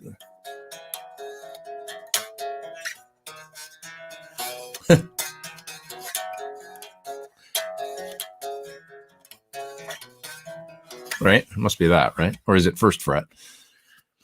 Best play for a capo is the bin. Oh, John, you're such a rocker. You just want to rock with your distortion and no capos. Come on, John. No, John, you be outrageously yourself. Don't change. Hotel California, of course. No way to play Hotel California properly without the damn capo and the double neck. You need the double neck in order to, because when that solo rolls around, you can't have that damn capo on there, or those other 6 strings on a 12 string. Yeah.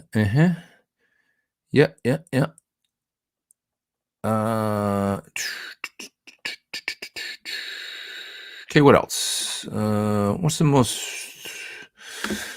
What's my favorite signature guitar? My own. No. Oh, you're saying blue, red, gold, or black.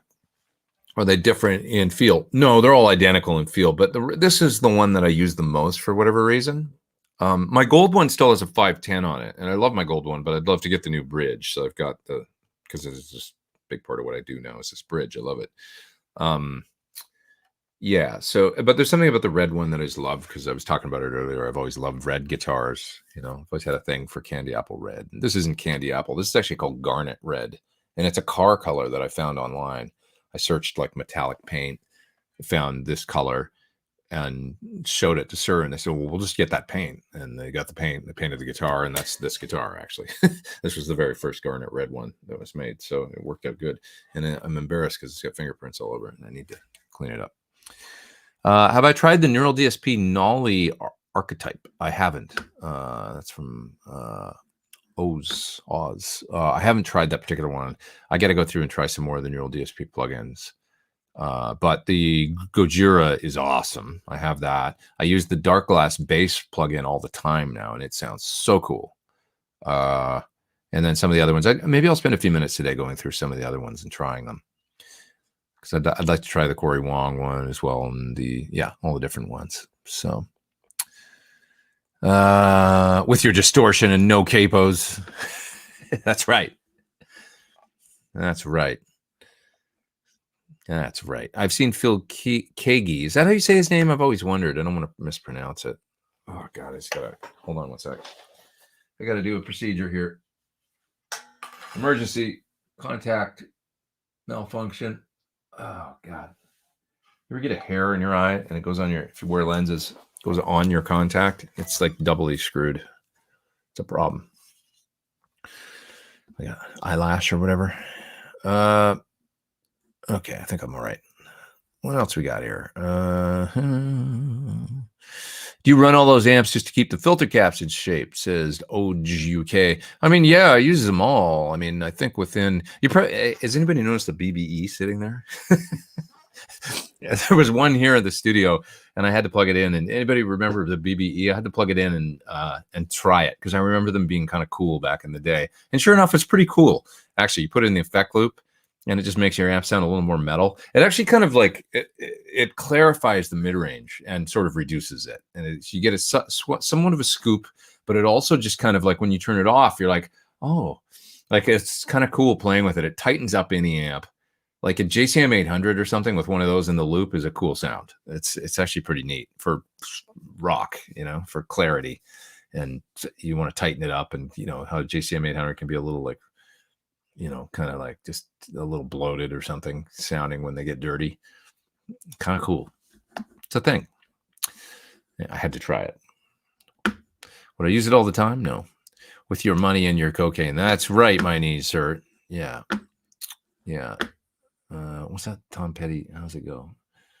I don't remember, but that's a great song. She's gonna listen to her heart. She's gonna know what to do.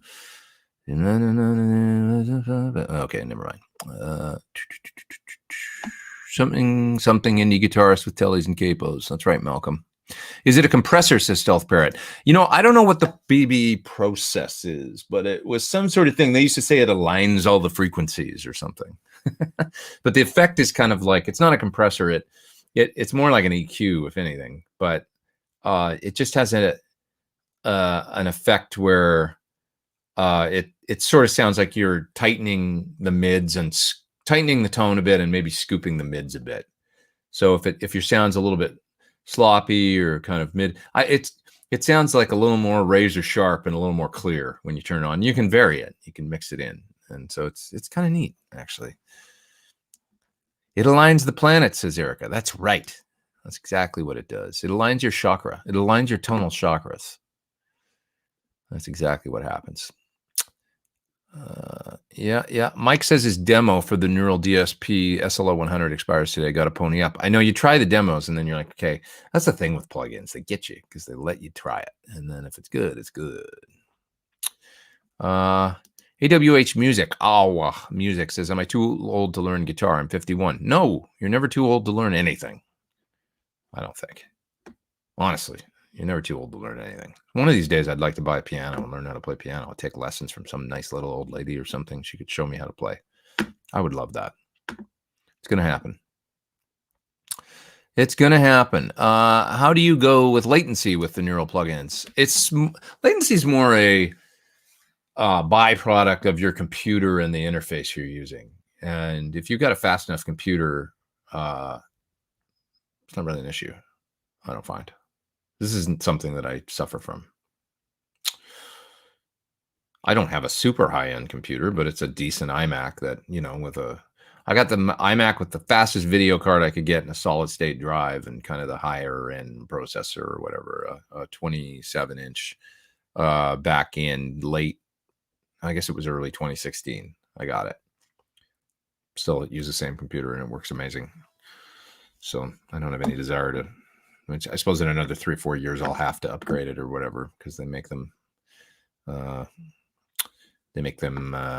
obsolete, don't they? But I love the one I have. It's great. And I just don't have the issues with the latency. I set my buffer at 64 generally. And sometimes if it starts to hiccup with plugins and things, I'll go as high as 128. But by then I've already laid tracks down, and gotten most of the work done where I needed the feel of the work. Have you seen the amazing progress Oz Fox is making? I'm sorry, I haven't stayed up on that. I know about that situation, but I haven't. So I would like to check that out. You're reminding me I should see how he's doing. And I'll do that after the stream today. Mark Becker says, what's your take on a 0 fret? Do you think it's good for a consistent sound when using open strings, or does it not change the sound? I've never owned a guitar with a 0 fret, to be honest, that I can think of. Oh, I guess the Brian May guitar that I borrowed for a while has a 0 fret, right? Because his guitar had a 0 fret on it. So the one that I had here for, God, it was like a year I had that guitar here, and I actually used it on a couple gigs with the Ultimate Queen celebration. It had a 0 fret. I suppose it's cool in a way, but I like the idea of a nut because you can make them out of tusk stuff or whatever, and they're slipperier, and then you don't get, with using a tremolo, which is a big part of what I do. I will say the tremolo on that Brian May guitar was bare to keep in tune. It was a very difficult guitar to keep in tune. So actually, when I went and did the last gig I did with the Queen Ultimate Celebration with Mark Martel, I used this guitar. So I was like, you know what? I know it sounds like Brian May and everything, but the neck is an inch thick, and it's just like with the tuning thing and stuff. I don't want to struggle with that guitar. This is going to be great, and it's my signature guitar, so I'll take it. So, yeah. Anyways, so yeah, I guess I'm not really such a fan of the 0 fret. If you're having fun, it's not too late to learn anything, says Tommy. I think that's good overall advice for sure. Pete, will you ever try out cheaper modeling amps in a review sometime? We kind of did that. I did that with Chris Buck on my channel. It's only 3 amps, but we listened to a Marshall. What's the third one? I know it was a little Marshall. It wasn't a modeling amp. It was a little solid state guy, but we listened to that. We listened to the Yamaha THR, which was really nice. and one other amp that was maybe a Roland little guy. But they were, it was all amps under $200, so you can watch my video on that if you find that something that you would want to see, with Chris Buck, the wonderful Chris Buck. It was like 10 minutes after I'd met him at Thomann, actually, in Germany. And I was like, you want to do a video right now with me? And he said, yeah, sure. I go, let's do like cheap ass amps, like little modeling amps, He's like, okay. And we just went in the amp room and plugged in and had fun, made a video out of it. So check out that one. Christopher LP is up there in the top chat. He says, do you have a favorite rack mounted multi-effects unit from back in the day? Well, I think that the legend classics are the, PCM 41s and 42s for delay, PCM 70 for reverb, H3000 for the thing that it does. I was never really like an SPX 90 fan. The Korg SDD. I mean, I use a Korg delay now. That's the copy of that or whatever. This one in pedal format, the SDD 3000. It's a nice delay. Great. Does great modulated. It's cool. What else? Rack stuff. 2290, was always nice. Or the chorus expander thing that they made, the TC. Those are my favorites, but I could never afford any of that stuff when I was that age. So I got in the 90s a Rocktron Replifex, which I loved. Still one of the best rotary speaker simulators, I think. But it was a terrific sounding unit with a built-in hush, which worked really well. And, so the Replifex was a favorite of mine from the 90s. So those are some of my faves, I guess. Yeah. Spatial Expanders has been Tom. Yeah. It was cool stuff. Okay. What else we got here, guys? Yeah, the Tone Talk Rack Gear episode was epic. That's a good one to reference, Oh, of course, SDE 3000. Sorry, Roland. Great delay as well. I would say the delays were the PCM 41s and 42s, SDE 3000 and SDD 3000 from Korg. I always get those mixed up because the name's so similar. But those were the classic delays from back in the day, for sure. Yeah. The best overdrive pedal for you is, says Silvio. It depends on what I'm doing, but if I look at what I've got on my board right now, I have an Archer for the Klon thing. I have a Bogner Blue for a kind of light gain Marshally thing. I have a Timmy, the little guy from MXR, that I've been experimenting with in the place of my Vh1 I love my Vh1 my Jan Ray. I've used that for years. And that's kind of like my Fatner bluesy overdrive or something. If I want to add like a warm mids to a clean sound and not have it sound like necessarily like really broken up, I'll use the Jan Ray. But I've been experimenting with the Timmy for that because it's similar. So those are the three I have on my board now. And then I've got a Unit 67, which isn't technically an overdrive, but it's a boost that can be kind of a colored boost with a range master style control as well as some EQ and compression. So it serves to push the amp and kind of get a little bit of grind going. As far as a fuzz, I've got a Ryra Muff clone, and I love that thing too for that totally different, I want to get David Gilmour. Yeah. Dave Montez says, how's the range of your top hat in comparison to the Vox AC15 hand wired? I would say that the top hat is superior, the top hat sounds wonderful. I actually had Dave modify it, Friedman, so that if I pull the volume control on channel 1, can't remember which way it is without turning it on because I just had it done, but this is basically the normal channel of an AC30. So I wanted to be able to do Brian May with it, with a treble booster. But in order to do that, you can't have this tone control. This is a standard tone control like you would find, I guess, on a lot of amplifiers that have one tone control. The design of this, but original AC30 didn't have this. It's literally an AC30 on the normal channel is a gain stage into the power amp. That's it. And so when you think of Brian May tone, literally it's a 12x7 gain stage running straight into the power amp with no tone control. And and it has a certain sound when you hit that with a range master. So I wanted to be able to do that because Brian Gerhard added the tone control into his design, which does make it great. It makes for a nice sparkly thing that's different than the top boost circuit. Dave described it to me. When you do the top boost circuit, it's more like a Marshall almost in some ways, because it's got something to do with the cathode follower and stuff like that you're adding to when you put the tone stack in there with the bass and the treble control. So that's the difference between an Ac30 Top Boost and an Ac30 normal channel, or earlier Ac30s. I think earlier Ac30s, did they have a tone control for the, I don't know, something, but they had it was more like a gain stage and then, straight into the power amp. The later Top Boost circuit added that different Marshall style circuit with the EQ and everything. So it's interesting. But anyway, but point being that now I can disable this tone control. So I can get true Ac30 normal or switch in the tone control if I want to get some sparkle and stuff like that on that channel. And then this is basically straight up Ac30 Top Boost. You just leave the master on 10. Leave the mids on 10. Because that's where, the Ac30s didn't have a mid-range control. So you just leave that on 10. Leave the master on 10 and then set up these and it's just great Ac30 at that point. So I've got more range, I would say, with it. Well, although mind you, on a Vox AC15 hand wired, it does have it's got a normal channel with a bright switch. So I don't know what that's doing when you turn on the bright switch. And I don't know how close that normal channel on an AC15 is to a true.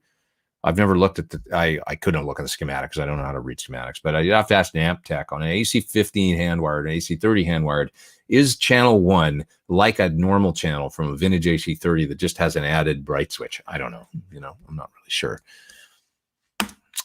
Trevor Norse says, love the show, supporting your coffee fund. Thanks, Trevor. Thank you for being here. And thanks for doing the super chat. You guys are all too kind. And Remer Monsma, thank you as well over in Europe. Thanks for supporting the show. You guys are rad. You guys are cool. Robert Valdez.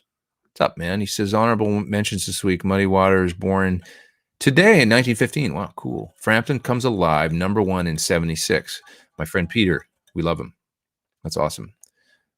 Never told to learn in my 60s and learn from Peter every week. You called me Peter as well. I love it. Or was it you that called me Peter earlier? I'm showing my age. I can't remember. The only reason why I'm Pete Thorn, the only reason why I'm Pete Thorn on social media is because Peter Thorn at mac.com, which was an email that I wanted back in the day, was taken by somebody else. So I thought I'll be Pete, So anyways, I became Pete Thorn kind of through just on social media and stuff. I'll be Pete Thorn. I don't know. That sounds good. I'll be Pete. Sometimes people called me Pete, but Pete instead of Peter. Why?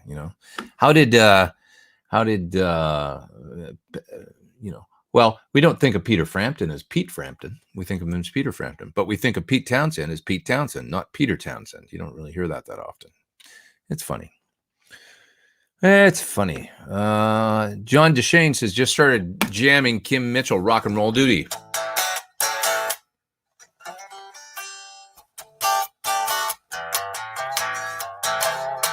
Sorry, I don't have a pick. That's Rock and Roll Duty by Kim Mitchell. Yeah, I really thought CeCe DeVille was a horrible player, to be honest, as BC Rich. What how are you guys talking about Poison or something? I don't know. I got a lot of love for CeCe, He's was anyone influenced by CeCe DeVille's guitar playing? Maybe what it is about CeCe. Let's give CeCe his due. He was simple and he played like straightforward stuff. And maybe as a beginning guitar player, that was easier to get your head around. I'm such a glass half full guy. I am really an internal optimist. I'm not going to rag on CeCe. I remember CeCe at a club called The Garage in LA. It was a great punk rock bar. It was a hole, but it was a great punk rock bar. And it was right where Sunset Junction, sort of, if anybody knows LA, it was basically where Santa Monica Boulevard met. Was it Virgil? I can't remember the name of the street. But anyway, it runs up north and then hits Sunset and everything kind of merges. And they call it Sunset Junction right there. So it's very close to that area, Silver Lake, basically. And the Garage was right there. And I saw a lot of folks at the Garage. I think that was where Jack Black and where Tenacious D used to play all the time. I've played there. It was just a punk rock bar, and it was fun. It was dirty, and it was scummy, and it was fun. But anyway, CC DeVille played there one night with a solo thing.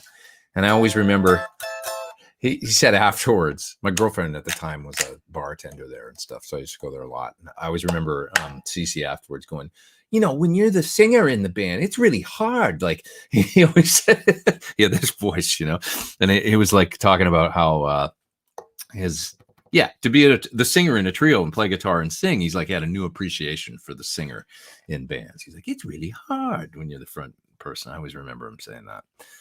But yeah, it is really hard. You gotta sing and play too. Anyways. Hi Peter, says Jennifer. What's up, Jennifer? How you doing up there in the super duper chat? And we got somebody else. Andrew as well says, sorry if this has already been asked, but what's your favorite fuzz pedals? I have a Big Muff op amp and the Fuzz Face FFM3 so far. I'm addicted. Thanks for imparting all your knowledge. Big Muff and a Fuzz Face. So you kind of got the major food groups covered there, but if you want a really cool fuzz, the one I always recommend to folks, especially if you don't get fuzz, if it's like, it's not a fuzz person, the Starlight from Crazy Tube Circuits is the one I always recommend, because it sounds kind of like a nice fat overdrive or distortion at lower gain levels, and then as you turn it up, there's a switch on it for the gain range kind of into the higher nether regions of the gain. It definitely sounds more like a fuzz, but it makes a beautiful fat solo sound all on its own, like without, you know, you don't need to run it into an overdriven amp or anything like that. You run it like you would a Big Muff. You can run it into a clean sound in it. It's a great sound, you know. So it's just a really cool pedal. It exists on its own as a great sort of alternate lead pedal, but there's so much range on it, and it's really friendly, like for folks that maybe don't get fuzz. Other fuzzes I really like, another great one, the Bae Hot Fuzz. It's a treble booster and the fuzz in the same pedal, and when they're both on, it's a ripping awesome sound. It's really cool. So check out that pedal as well. Can I comment on some options for Vh1 amp tones? Maybe something cheaper than a Sur SL68. Friedman Pink Taco EVH GL34 Marshall. Well, okay, so it depends how easy you want to get that sound. Like, yes, I think actually the Marshall, the 20 watt, is a good thing if you want total accuracy, you know, but then you need probably a load box and, like, you know, how do you get the, you want to get the, basically what you want to do is you could get a Phase 95 from Dunlop, work good. You could get the Echoplex pedal from Dunlop, and then you can get the EVH flanger, and you've got the effects then. Into that Marshall, you want to load down the Marshall with a good load box, and then maybe, you know, run into a reverb of some sort, and, you know, go out into your cab, and you'll be right there. If you want an easier way and a master volume and stuff, then yeah, probably, you know, Pink Taco is a pretty good way to get there. But there's something about the Eddie Van Halen sound where it's not just distortion and gain. There's a thing with the Plexi Marshall. It is this distinct. There's nothing like a Plexi Marshall that is turned on 10, you know.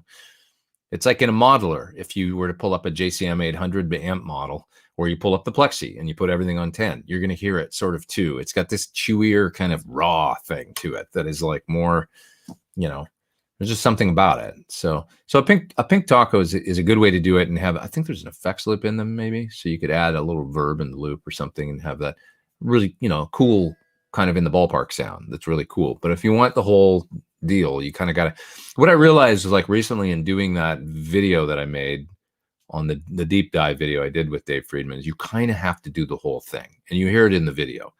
If we do the whole thing with the right reverb, Sunset Sound Reverb, which there's a great plugin that does it now for $99, and you've got the right cabinet with the JBLs and the Celestions, and you mic them right, maybe use a little EQ to just tweak the sound a little bit, and then you've got the Marshall with the right spec, because that's the other thing I found, is that without the 50K mid pot, it sounds a little trashy. With the 50K mid and everything on 10, it just works. So it's a different thing. You know, you'll see me talk about that in the video, and you'll hear the effect it has on the sound. The fat cap has a little effect on the sound.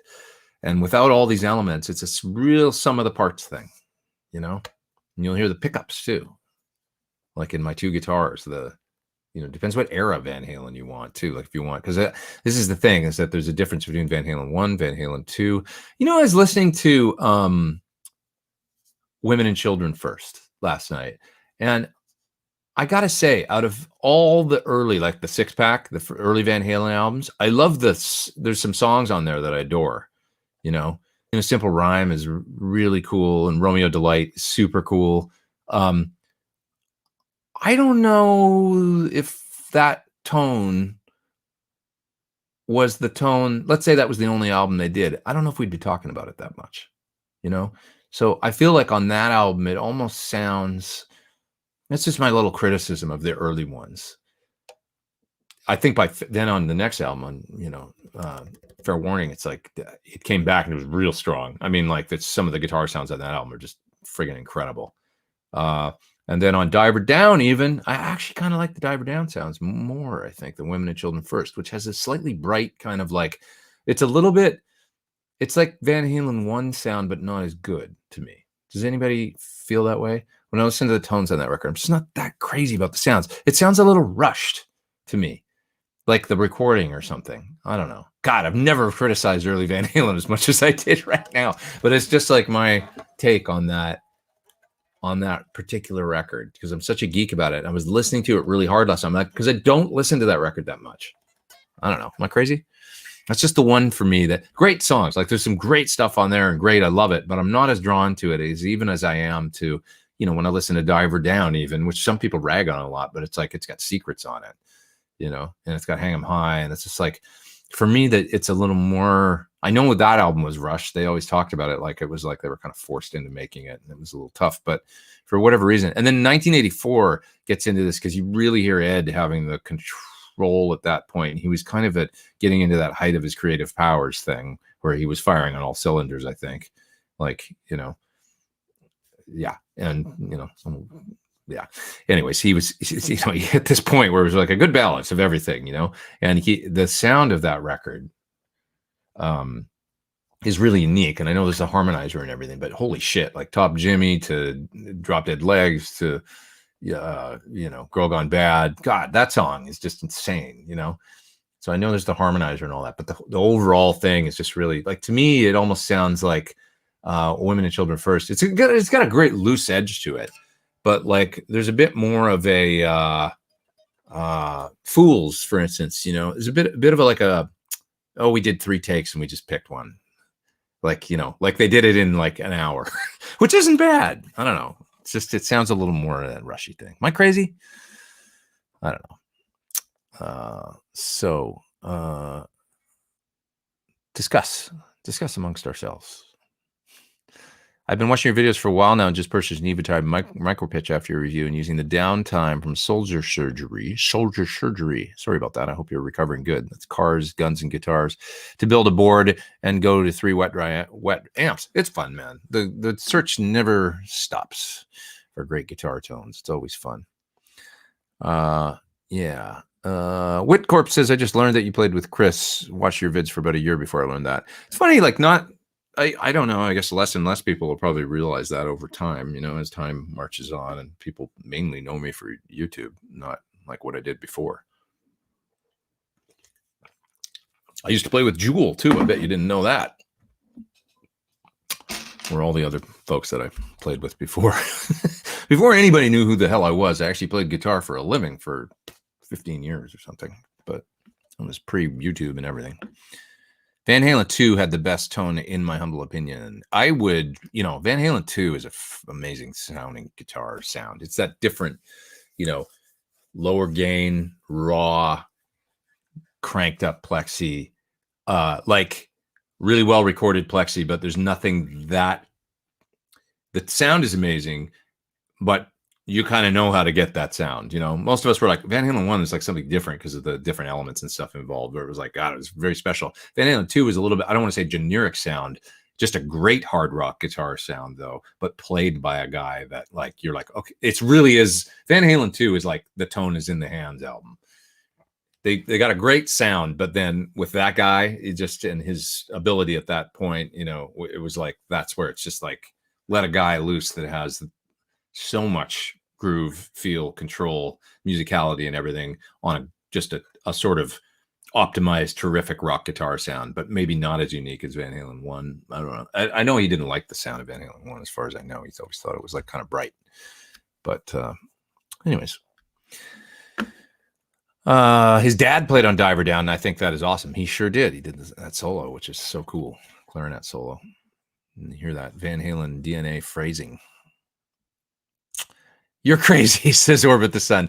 I don't know. I just sounds rougher for sure, says Brisley Adams. To me, it's the rough one. It's a little brighter and a little less gain, and it's a little kind of like, sounds a little more like demos to me, to be honest. The Women and Children First sounds great. It's great, but it's raw and sounds like, okay, we're going to go in and we're going to record a bunch of songs like over 2 days.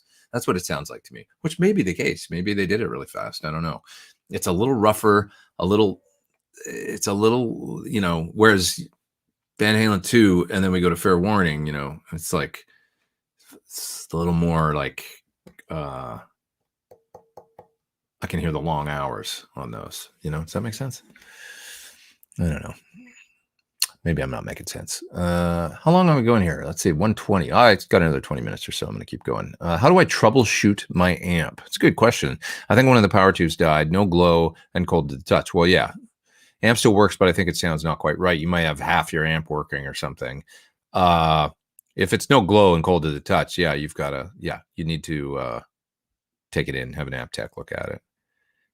Make sure it's not some other, make sure that you didn't, bugger up a tube socket or something like that. It's probably a simple fix. Just replace the tubes and bias, but you kind of have to take it in and get it. What kind of amp is it? I wonder. Yeah. I love the tone on the first album because of the time there was nothing like it. There certainly wasn't. Still isn't, I don't think, Yeah. John says my least favorite Van Halen. This is coming from a guy with the stripes in his avatar or whatever it is. Women and Children First. Yeah, there's some good stuff on there, but it's the one that I don't listen to that much, Love Romeo Delight. I love specific tracks, and then I'm just kind of like, well, there's a slide playing on what's it called? This Could Be Magic. Is I listened to that really intently last night. I was like, because evidently he'd never played slide before. I was like, I don't know, I'll do my best. And then he just did a couple takes. It's like, well, there you go. He's amazing, So, yeah. Yeah. OGK says, oh man, the tone on Women and Children First is immense. It sounds like the amp is melting. It's cool. It's just not my favorite compared to the others. I don't know. But that's okay. That's why it's art. After your video about Marshall's put a 50K mid into the tone stack calculator. Way cool to see what happens. What's the tone stack calculator? What is that? I thought you were going to say you put it in your Marshall. Yeah. David Sparrow says, yes, my Marshall SV20 has, with an attenuator, gets that tone really well. It also has an effects loop. I didn't know it had an effects loop. That's interesting. Does it sound cool with effects on the loop? That's, to me, the Plexi thing always, I don't know. I don't like loops in AC30s and Plexis. I like to do it another way, using the power station or something. If I'm going to do like a power station with a Plexi is a great thing. So then you can just put the effects in the power station loop and then lower the volume down to whatever you want. Yeah. Okay. Surf Green Telecaster says Max Webster, Drive and Desire, absolutely killer Kim Mitchell riffage. That's the one that Paul Gilbert plays with him during that radio interview. That's so cool. I haven't actually heard that. I'd love to hear that because I know Paul had an affinity for Kim. I actually had a little text exchange with Kim a while ago, which was amazing for me because Kim was a big influence on me and I love his music. So, and he was funny in the text. We just had a text back and forth, but who knows? Maybe I can talk him into doing the show someday. Folks out there, in Canada, who I'm talking about. And if you don't outside of Canada, you should check out Kim Mitchell because he's friggin' so cool. I don't know. He's a Canadian treasure. That's for sure. Big influence on a lot of people, including me. Yeah. Kids in Action is one of my favorite songs of all time, as well as like All We Are. And, I love, God, the Kimbo logo was so cool. Called Off is such a cool song too. I like the melancholy shit, but that's just me, you know. That song knocks me out. Okay, what else we got? Oh, I missed a super chat, says Harley. Thanks, Harley. Just got an X-Fresh Ultra for free from a good friend. Good enough for 2021? Sure. An Ultra, I mean, you know, they come up with new stuff all the time, and then it's like, it's the, you know, it's marketing and stuff, and I'm sure it is better, you know, to some degree, the X-Fx 3s and stuff, but the X-Fx Ultra was billed as that back in the day, right? It's a good unit, you know. I used to use an X-Fx Standard in my rig, or maybe it was an Ultra. I think it was a Standard for effects only in my wet dry wet rig. That was my thing, and it sounded killer, you know. So good sounding units for sure. Yeah. What else we got here? Down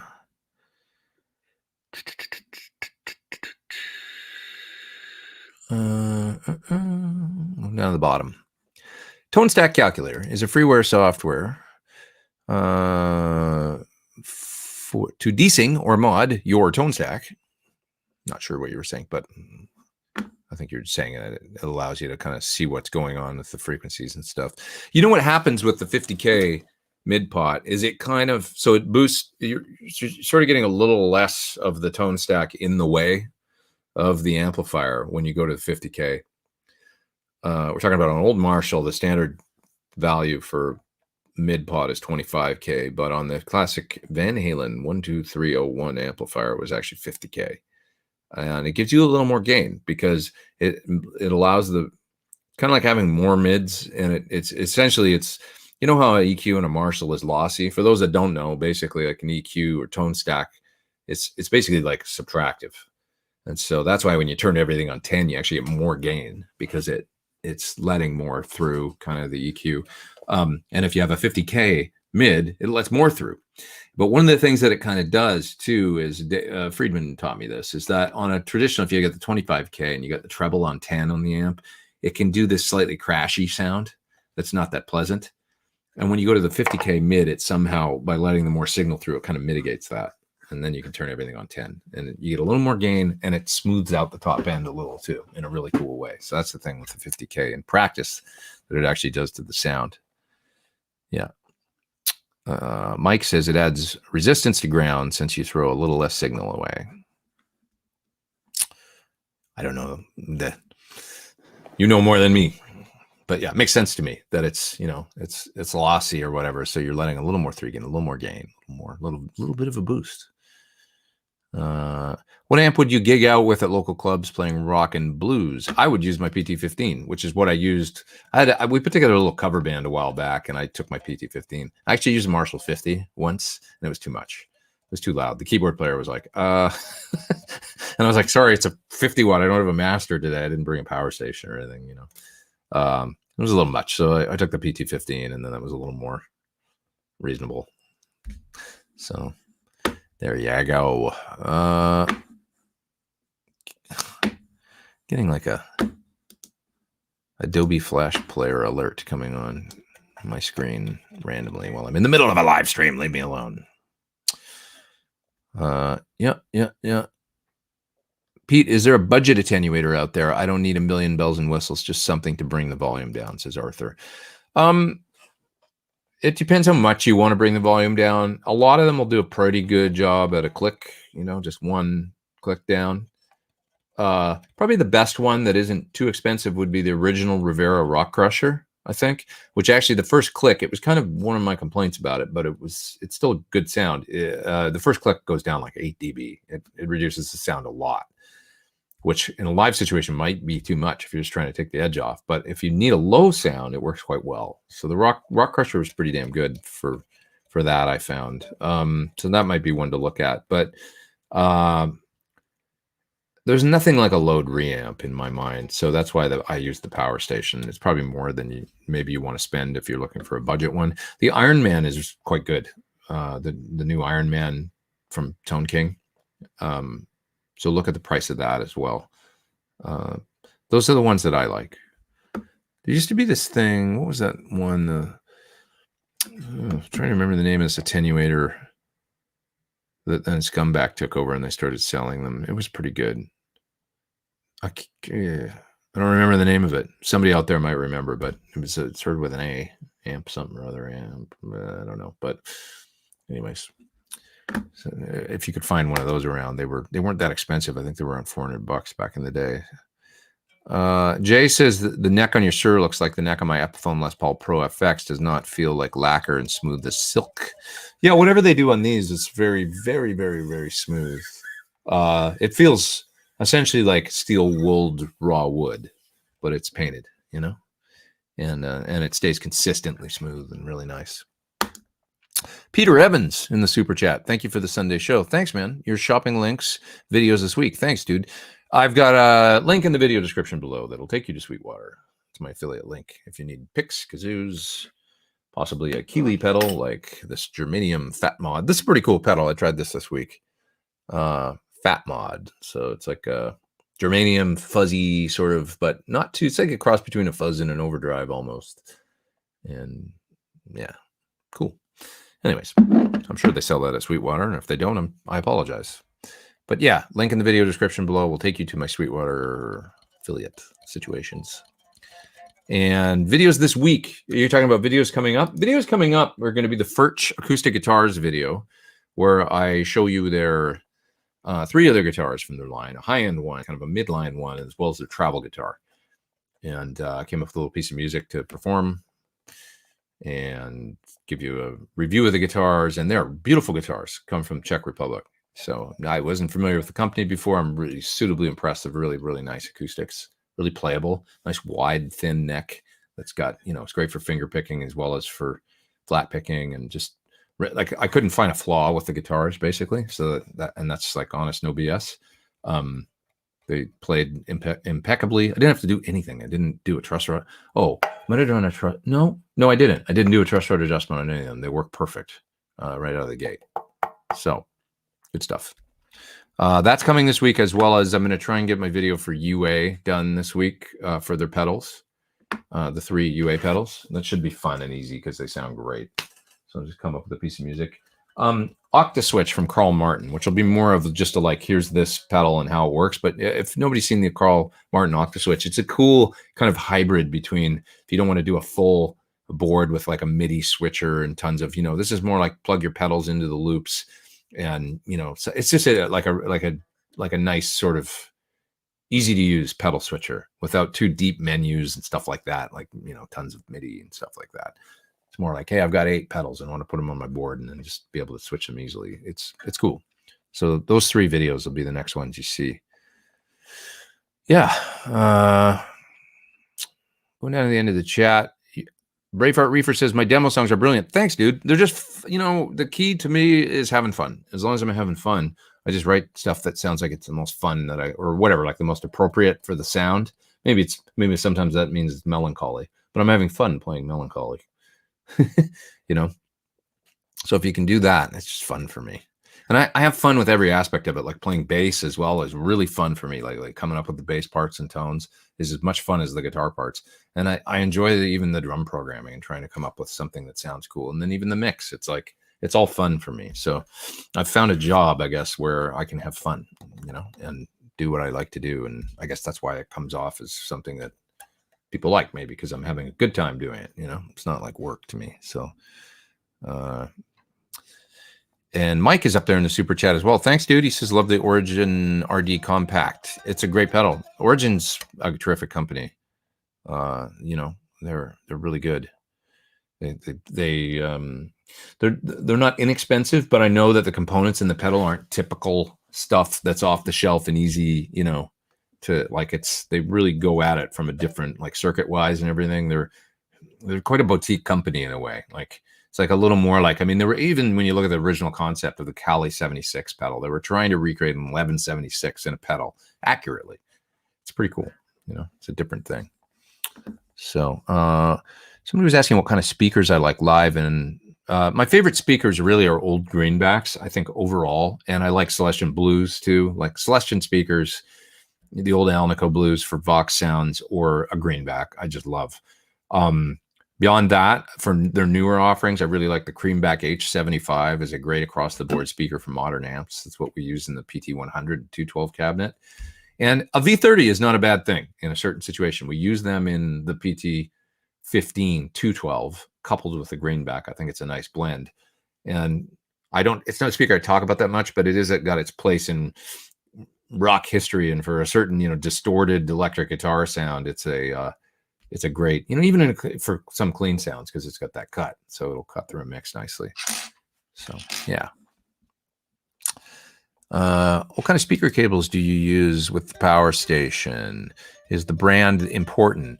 Not really. Just a good speaker cable that's kind of like if you're not running long cables, you can go with 16 gauge or whatever. But which is like the lower the gauge, if you go to 13, they're thicker and heavier. If you're running longer cable lengths, generally speaking, it's good to go with the thicker, heavier stuff. So lower gauge. So I think the cables going to my live room are actually 13 gauge, I believe. So they're quite, it's kind of beefy cable, because it's like 85 feet of cable or something running all the way from here out to the other room. Good quality ends, use good quality, Switchcraft or Neutrik ends on them.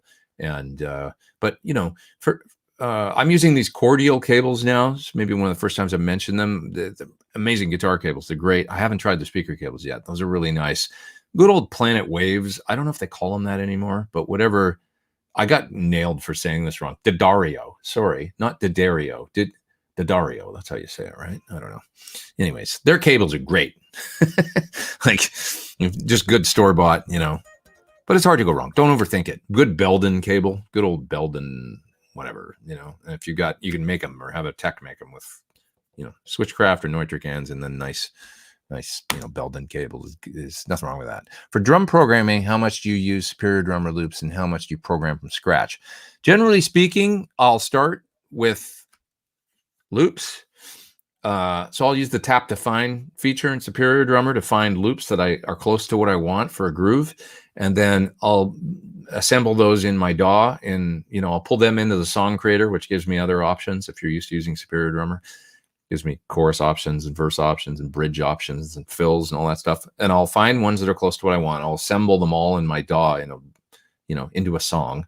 And then I'll go in and tweak from there. Velocities, sometimes the kick drum I need to change. Sometimes I'll play a song down with a rhythm guitar and get the basic part done with this. Is when I'm making my demos and stuff, and I'll get it done, and then I'll go back and listen and go, that kick drum needs to move. And then I'll have to go through the whole song and actually move the kick drum to where my riff that I wrote is where it works better. Does that make sense? So,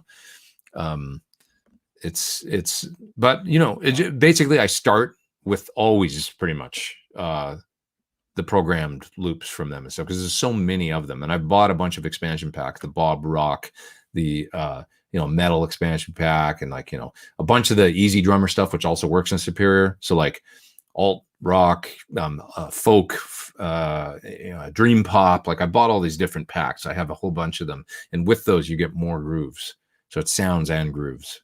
So I have a huge assortment now. Blues, I've got all kinds of stuff in there. I might have missed some super chats, so I'm going to make sure here that I haven't. Let me see. No, maybe I didn't. I think I'm good. I think I got everybody. If I did, I'm sorry. Hit me again with another question. JJ Music says Captor for an attenuator. I guess the Captor has a one-step attenuator in it. Am I right? Because I don't have a Captor, but I think it's got a one-step, 20 dB attenuation or something like that. So that could be a good option, I guess, for an attenuator, I think. Art Reno saying a THD hot plate. The Alex attenuator. Thanks, US Blues. That's the one I was trying to think of earlier, that the fellow, my buddy Jim from Scumbag, he took over and he started making that. I'm not sure if it's made anymore, but that was a good attenuator. It wasn't too much money. The hot plate has never been my favorite. I know folks like them and they use them. I don't want to, it was a good box for the day, but I always find there's a lot of high-end cut with them, I find, in the first position, the first click down. And then from there on, they're okay for a one-step attenuator, but there's other stuff. I think the Alex is a better, more transparent option. The Faustine is great for, anywhere 2 to, or what is it? Oh, no, I have one sitting here. Let's see. It's 2, -2, -4, -6. Anything down to about -8 on a Faustine was always great, but they weren't cheap, and you probably not going to find one of those because there wasn't that many of them made. Angus says that he moves around a lot on stage, but he wants to be a gun for hire. Have you ever been told or had to tell someone to tone it down so not up stage? That's never actually really happened to me, but I am always inquiring ahead of time.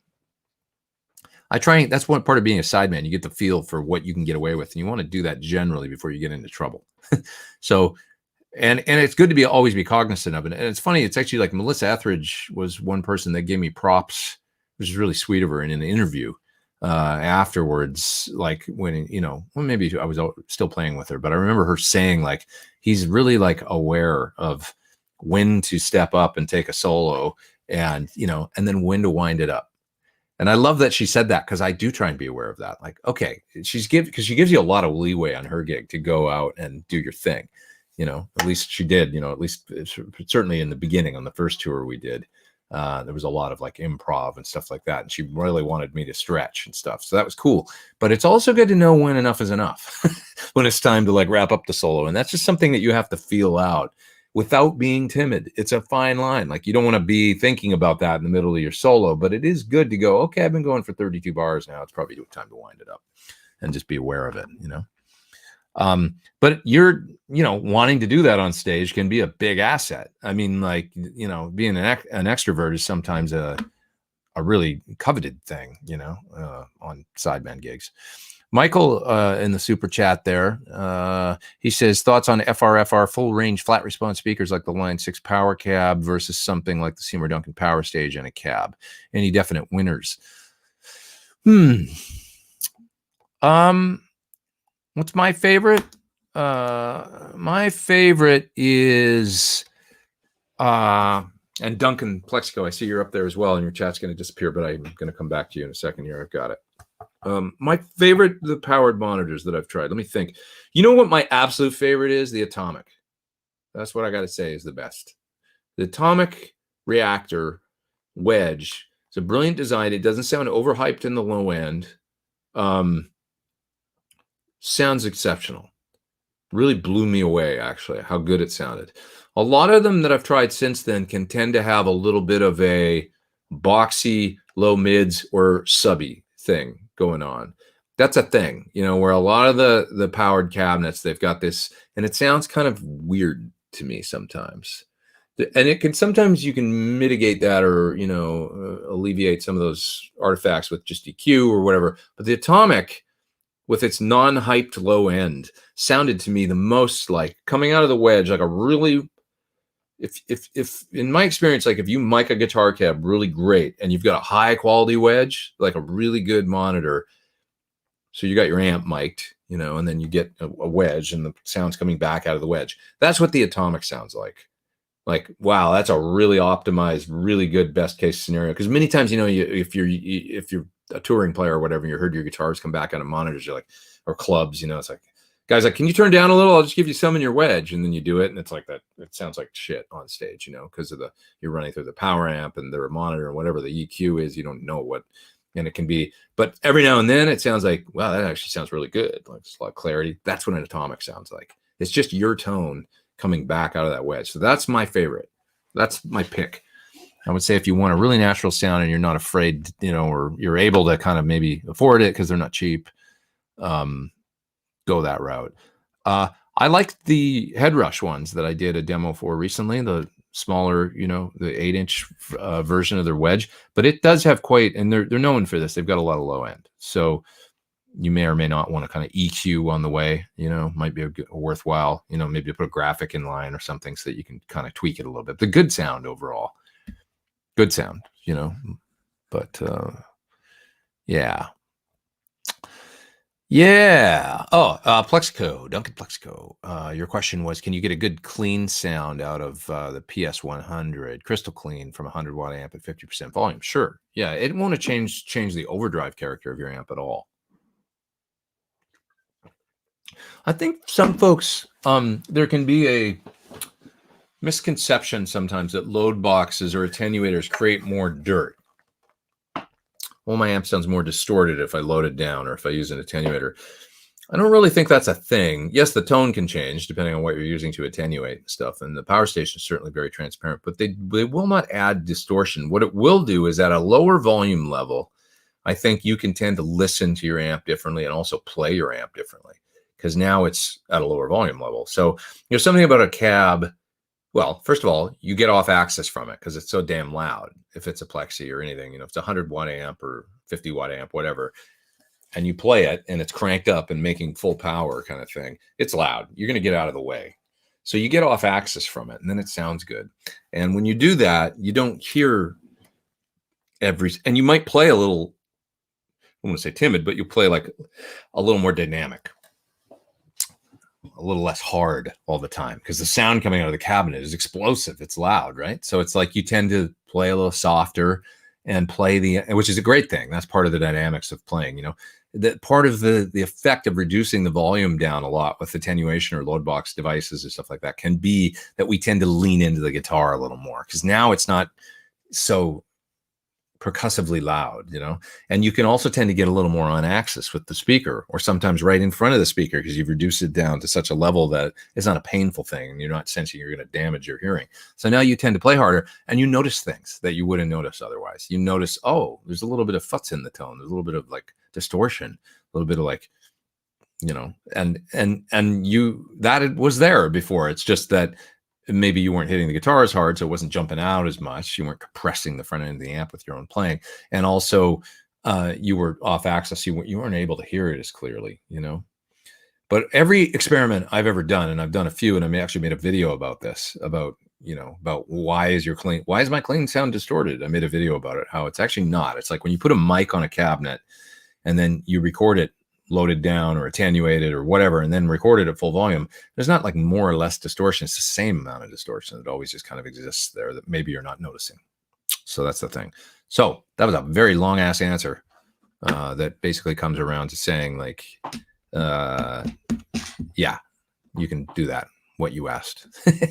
Duncan says, way helpful. You bet. Thank you, man. I appreciate it. The sound is awesome at full whack. Yeah, and you tend to play more dynamic, when the sound is loud, which is part of great guitar playing. That's part of, it would be too much to play full volume all the time, many times, right? So you roll the volume down instinctively. And this is the things that Hendrix used to do, or, but I bet if Hendrix had a load box and an attenuator or something, and been playing at like 30% volume, he probably would have played less dynamic, because you just want to hear yourself over the drums. So I don't know. It's just a thing, I love how the Frat Power Station allows you to use a low wattage amp in a louder live setting. Do you know of anything that allows you to do a similar thing, but in a smaller unit? Not really. No. I mean, the thing with the Fryette is the reason it lets you do that is because it's relatively compact for a 100-watt amp. It's 100 watts out of 2 tubes and an output transformer that's very compact, right? It's small. So, there's nothing that'll give you that level of headroom and ability to crank up a little amp. I don't really find it big though, for what it is. Like for what it does, I think it's really reasonable when you consider what's in there, that it's a true 100-watt tube amp actually. So, 147, I'm going to keep going for a bit because I'm enjoying myself, and we still have 538 people online. All you nerds, I love you all. Braxall says, Pete Thorn, do you know if Andy Timmons' guitar lessons are good at his website Guitar Experience? Andy's wonderful. I mean, he's a great player, and he's a wonderful teacher, and I think probably you should sign up and check him out. I'm sure you've got the ability to just do that for a month or something and see if they work for you for what he's teaching, but I don't know how it couldn't be. He's such a great guitar player, such a musical guy. He's a great guy too. He's a really, really cool dude. So, and a good communicator, Gary Waters says, are you a fan of Guthrie? Guthrie blew my mind. I mean, when I first, and he's another great guy too. I love these guys as people, Guthrie's a hell of a fun. I got really drunk with him one night. I remember that. Not far from here actually. And he had a mutual appreciation for a singer that I was in a band with for years named Summer Rose, who was a great singer. And we had a band called Snapdragon for a number of years. And anyway, Summer also used to do cover gig at the Fox and Hound pub in Studio City. And I remember Guthrie saying, you know, Summer, like, you know, like, I don't know how he knew that I knew her, but I was like, yeah, Summer Rose. And he's like, yeah. And he's like, yeah, I love her, man. She's awesome. She kind of had this Janis Joplin thing. And she was just a great, very natural singer. Didn't ever take a lesson or whatever. She just had this big, raspy, cool voice. So anyway, we met down there one night. And it was with the fella that does Cornford amps now. Sorry, not Cornford, the fella that does Victory amps now, originally the guy that did Cornford. And we all had drinks and stuff. And oh man, I remember that. There's a lot of drinking going on. But Guthrie was mind-blowing. You know, when I first saw him, I'll never forget being at Sir and hearing him play a guitar not plugged into an amp, and he was sitting just kind of playing around, and his hand on the neck, the amount of strength he had in his left hand as he was just noodling around, he was just hammering the neck. And it kind of reminded me a little bit of Paul Gilbert's like that. He's got these fingers that are just built for playing guitar, and you know, when the neck, when you hear him hit the fingerboard, it's like that, like a real, like, you know, attack. It's just really cool. So he's a ridiculous technician, you know, and he's got a great, man, some of the stuff he did with Steven Wilson and stuff, you know, it's really cool guitar playing. He's great. He's one of a kind. Alex says, oh, already did that one. There's another super chat here. It's Alex B, another Alex in the super chat. He says, have you seen George Lynch's new Lynch mod? I have, yeah. I guess some sort of dual preamp tube thing going on. You're sticking your amps V2 position. Think it could give a true modded vibe. I don't know about true to any certain mod or anything, but it definitely kind of reminds me of that. Didn't Kasha do something like that back in the day? They called it the hot mod or something. But the idea is you plug that in. Didn't Soldano have something like that? I can't remember, but you plug it in and it gives you an extra game stage, basically. So I haven't heard one, so I don't know. But in theory, it should, you know, give you, you know, to a JCM 800, it should allow you to add, I think that's what they made it for. Well, you're adding another gain stage, essentially another tube gain stage. So it's going to be more saturated, more in a, you know, maybe quasi Soldano or something, you know.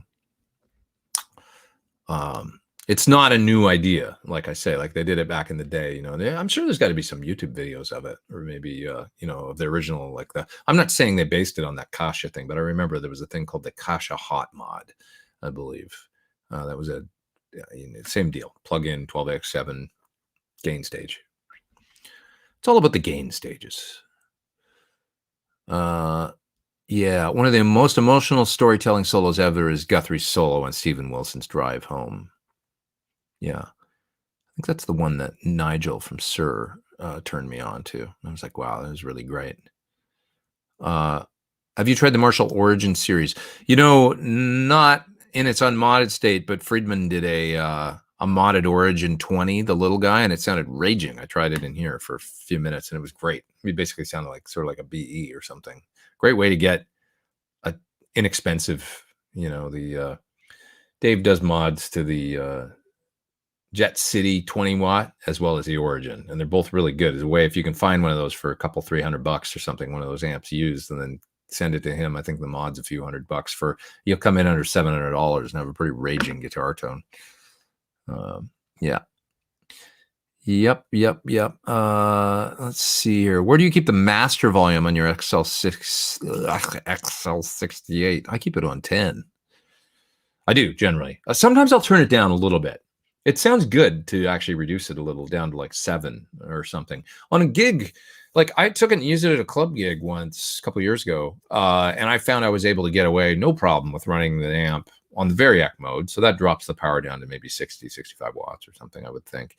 And then I could run the master down just down at like 7, and it was perfect with a drummer in a club, you know, just great. Like no problems with the volume at that point. So that's nice. And it's a great way to get that sound without, you're not really sacrificing much in the way of tone. And it actually will clean up the sound a little because you're not driving the hell out of the output stage of the amp quite as hard. So it's, in some cases that could be a good thing, you know, where you want a little less futs, because an SL68 on 10 or any Plexi on 10 it's not the tightest sound in the world, you know, even if you do a little tweaking to the circuit and everything, there's a little bit of, you know, there's a little bit of goo in the tone that you might not want all the time, you know. You could be like, yeah, I could stand to have a little less overdrive, but I don't. If you turn down the volume on the front, the volume 1 control, it's a different sound than reducing the master, post-phase inverter master, because you're still running the preamp nice and hard and driving to the phase inverter hard, but you're not hitting that output stage so hard. If you bring down the whole gain, it's a different thing, you know. So that master is really useful. Yeah. Yeah. What else we got here? I heard a mod at Origin that sounded amazing, says Arthur. Yeah, I think they make a good platform. Dave mentioned he really liked specifically the 20. Remember him saying for modding, maybe even over the 50. Kasha Quick Mod. That's what Lewis says. Sorry, I got the name. I thought it was called the Hot Mod, but the Quick Mod. So does that sound, did anybody try one of those back in the day? Does it sound good? Armand has the Lynch Mod. How is it? Tell us, Armand.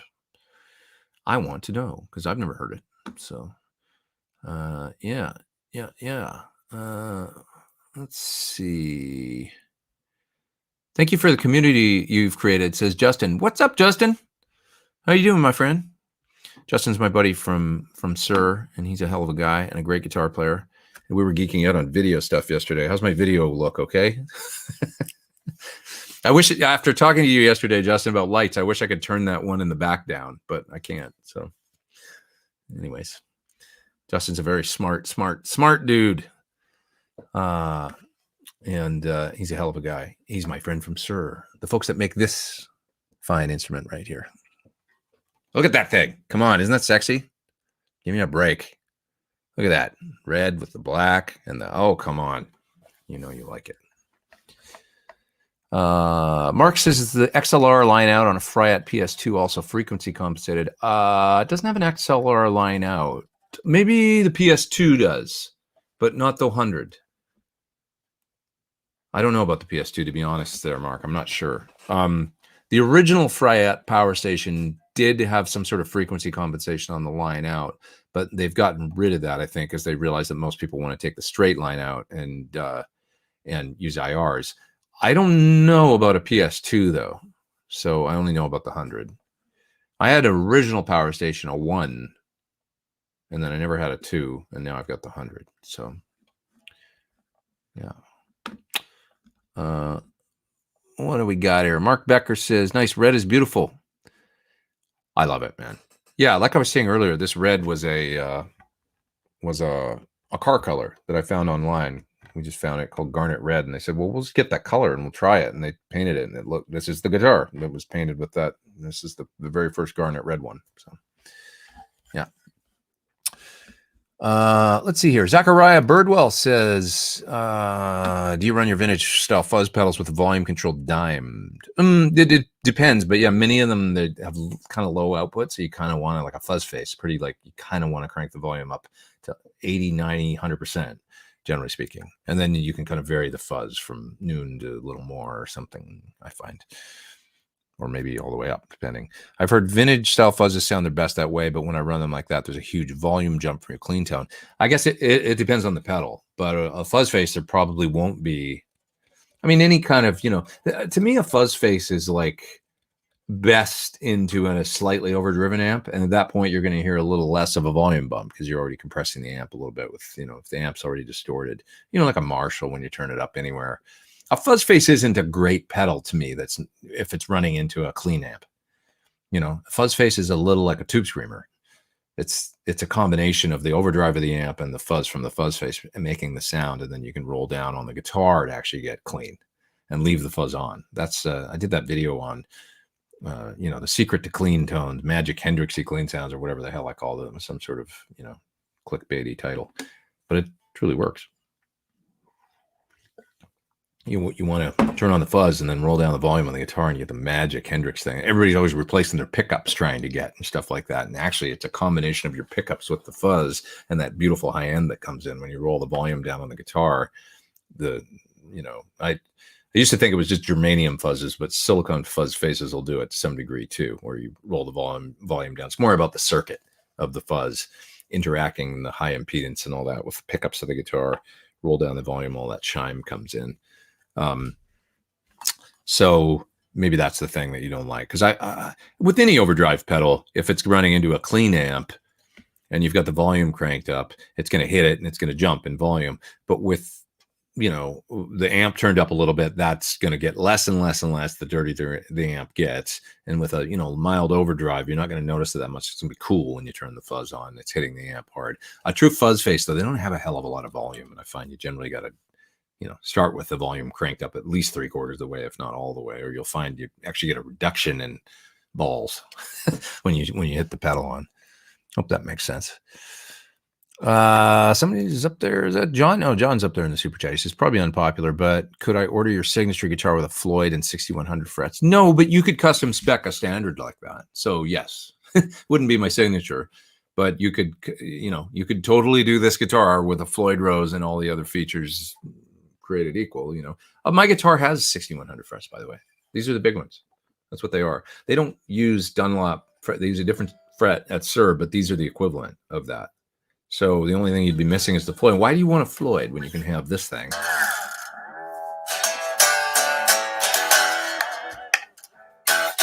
It's going to stay in tune. I guarantee. God, I'm a fool today. I'm silly. I'm in a silly mood. Too much coffee. But this thing, man, I'm telling you, it sounds better than a Floyd, and it's less cumbersome. So just go for it. Just get this thing. You don't need a Floyd. Floyd Rose, Floyd Schmoes. Although sometimes I like them. Are you aware of what Dave is doing to the amps? Says Texan Tyler. I'm looking into getting my Origin 50 modded. I don't know. I'm not an amp tech, so I don't know exactly what he does, but I'm sure it's some combination of adding a gain stage in front of the circuit and then optimizing the circuit itself, changing some parts and values and things like that to bring it in line with what he thinks should be. Because, you know, they all kind of, whether it's a Plexi or an 800 or whatever, there's a hell of a lot of similarities to the sort of the topology or whatever of the circuit. And, you know, when we start talking about a PT15 or a PT100 versus a BE100 versus, you know, you're talking about basically a Marshall style design and then with tweaks to those circuits, you know. So with an Origin, it's similar. It's a Marshall's design, but, you know, they'll look at the schematic and go, oh, that's a little weird there. Let's replace that with one of these instead. And then that's going to create too much low end or whatever. Let's get rid of that. We'll put one of these, and then you add a gain stage, and then there's your mod. So, yeah. Can the trim on your SIG drop the strings fully slack?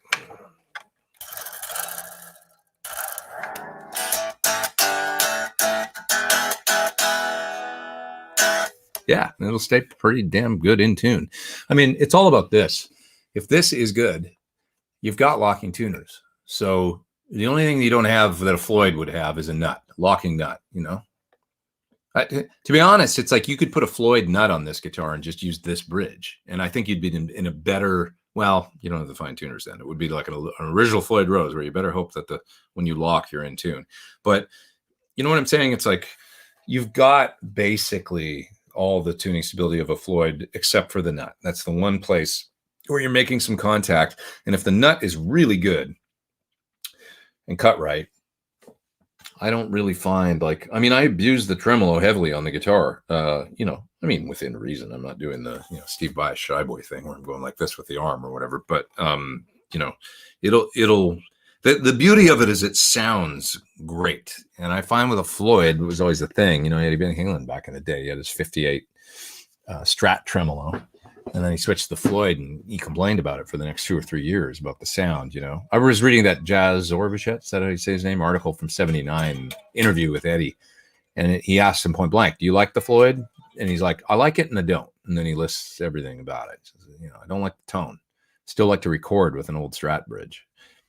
And I feel the same way. I've never really loved the tone of Floyd's. I always feel like they do a little bit of a, maybe it's like a slightly rubbery thing to the low end, you know, and the tone of an old Strat bridge is just really cool. So, you know, it's, I love these. By the way, Wilkinson has a new Strat trim that's awesome that I'm getting put on something now. And it's a 6-screw, you know, traditional Strat trim with a big block and everything like that. And really cool. So I'm looking forward to that. I've heard it on one guitar and pretty damn cool. Lipsill says, Todd Roy, that you put in your guitar nut. Great tip if you're having tuning issues. That's cool. I use just the Big Bend stuff. You know, D'Addario also makes some, not D'Addario. D'Addario. They make some nut lube. And Travis Fritz says, it's a sir, the nut is going to be right. Yeah, you know, they use tusk nuts on pretty much everything. And, you know, you just have to just, you know, even a little bit of slippery stuff in the tusk can be helpful, I find. Sometimes I'll do that on the road. I'll put a little bit of, you know. And the trick with the bridge, by the way, if anybody has one of my signature guitars, just make sure that the Allen screw is locked down on the saddle. You don't want to strip it, you know, and I've actually stripped a couple because I've gone too far with it, but it has to be locked down fairly securely. So you want to move it to the point where it's not, there's no more play. So give it a good, just tweak, make sure it's making good. If you find there's any little bit of movement in the, like you can still go a little further with it, I find sometimes there can be some tuning stability issues. So that's one thing I've noticed. Yeah. Okay. I should split pretty soon. And what time is it? 2:04. I'll go at 2:10. Few more things here. Does this guitar have an Evertune? No, an Evertune is that bridge that has the system of pulleys and springs and wheels and things like that to keep the guitar in standard tuning at all times without ever having to be tuned again, which is amazing. But no, I don't actually have a guitar with an Evertune. I don't. Let's see here. Does it stay in tune after dive bombs? Yeah, I mean, pretty much. Pretty much.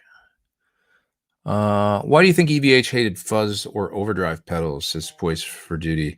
You know, probably because he's a volume control guy. I mean, he would always roll down for clean and gets, you know, you think about Talking About Love or something where he rolls down in the bridge and gets that beautiful clean sound where it cleans right up. As soon as you turn on a fuzz or overdrive, it's just gone, you know. The dynamic of the, I mean, listen to his sound. That's why, because I've never heard an overdrive or a fuzz that ever sounded quite like his tone. So that's why, because his sound was so amazing. You know, he had a great Marshall, and it just combined with his playing and his style and everything like that, it just worked. That was his sound, you know, explosive, you know, non-master volume amp. And there's something about it. If you play one, if you've got one and you play it and you set it up like that, and you roll the volume down, you go, oh my God, there's so much color here. You know, I mean, it's like Richard Fortis. Had him on the show a little while ago, and he was talking about how he's a single channel amp guy. And that's basically, and he likes pedals. Sometimes he likes clones and things like that, but it's like his meat and potatoes is this great single channel amp. He likes the Jose modded Marshalls, or sometimes just Plexis, I think. Also likes tweed amps, but his thing is rolling down for clean. You know, he's like, I like a great amp that, you know, just does his thing and roll down for clean. He doesn't use clean channels. So an overdrive pedal on all the time, or a fuzz or whatever, that kind of takes that out of the equation. Just not, if you're a good player like Eddie, I mean, if you got strong hands and you got control, there's nothing like the overdrive of there's something about the overdrive of you know, the high voltage amp, you know, the hundreds of volts and stuff like that, and the whole amp working as a whole, and everything's doing its thing. And when you're pushing into it, you got some volume with the cabinet, and everything is in synergy without adding some other sort of, you know, all that high voltage doing the overdrive and stuff, without adding some 9-volt overdrive in this. I mean, that can be cool too, but it does a different thing, and it tends to homogenize your dynamics a little bit and kind of takes a little bit of that explosive magic out of the, you know, like we can make it scream and then you can roll it down. Then you could, it's just like, you know, that color is so cool that you can get out of the old school turn it up thing. So, do you experiment with pickup height, says Levi? I just do it per guitar, but I'll plug in, generally speaking, and I'll try and just angle the pickups so that, you know, generally the bass side's down a little lower, because I try and get the volume even across the strings, and bass strings make more energy. So I'll bring them down a little bit.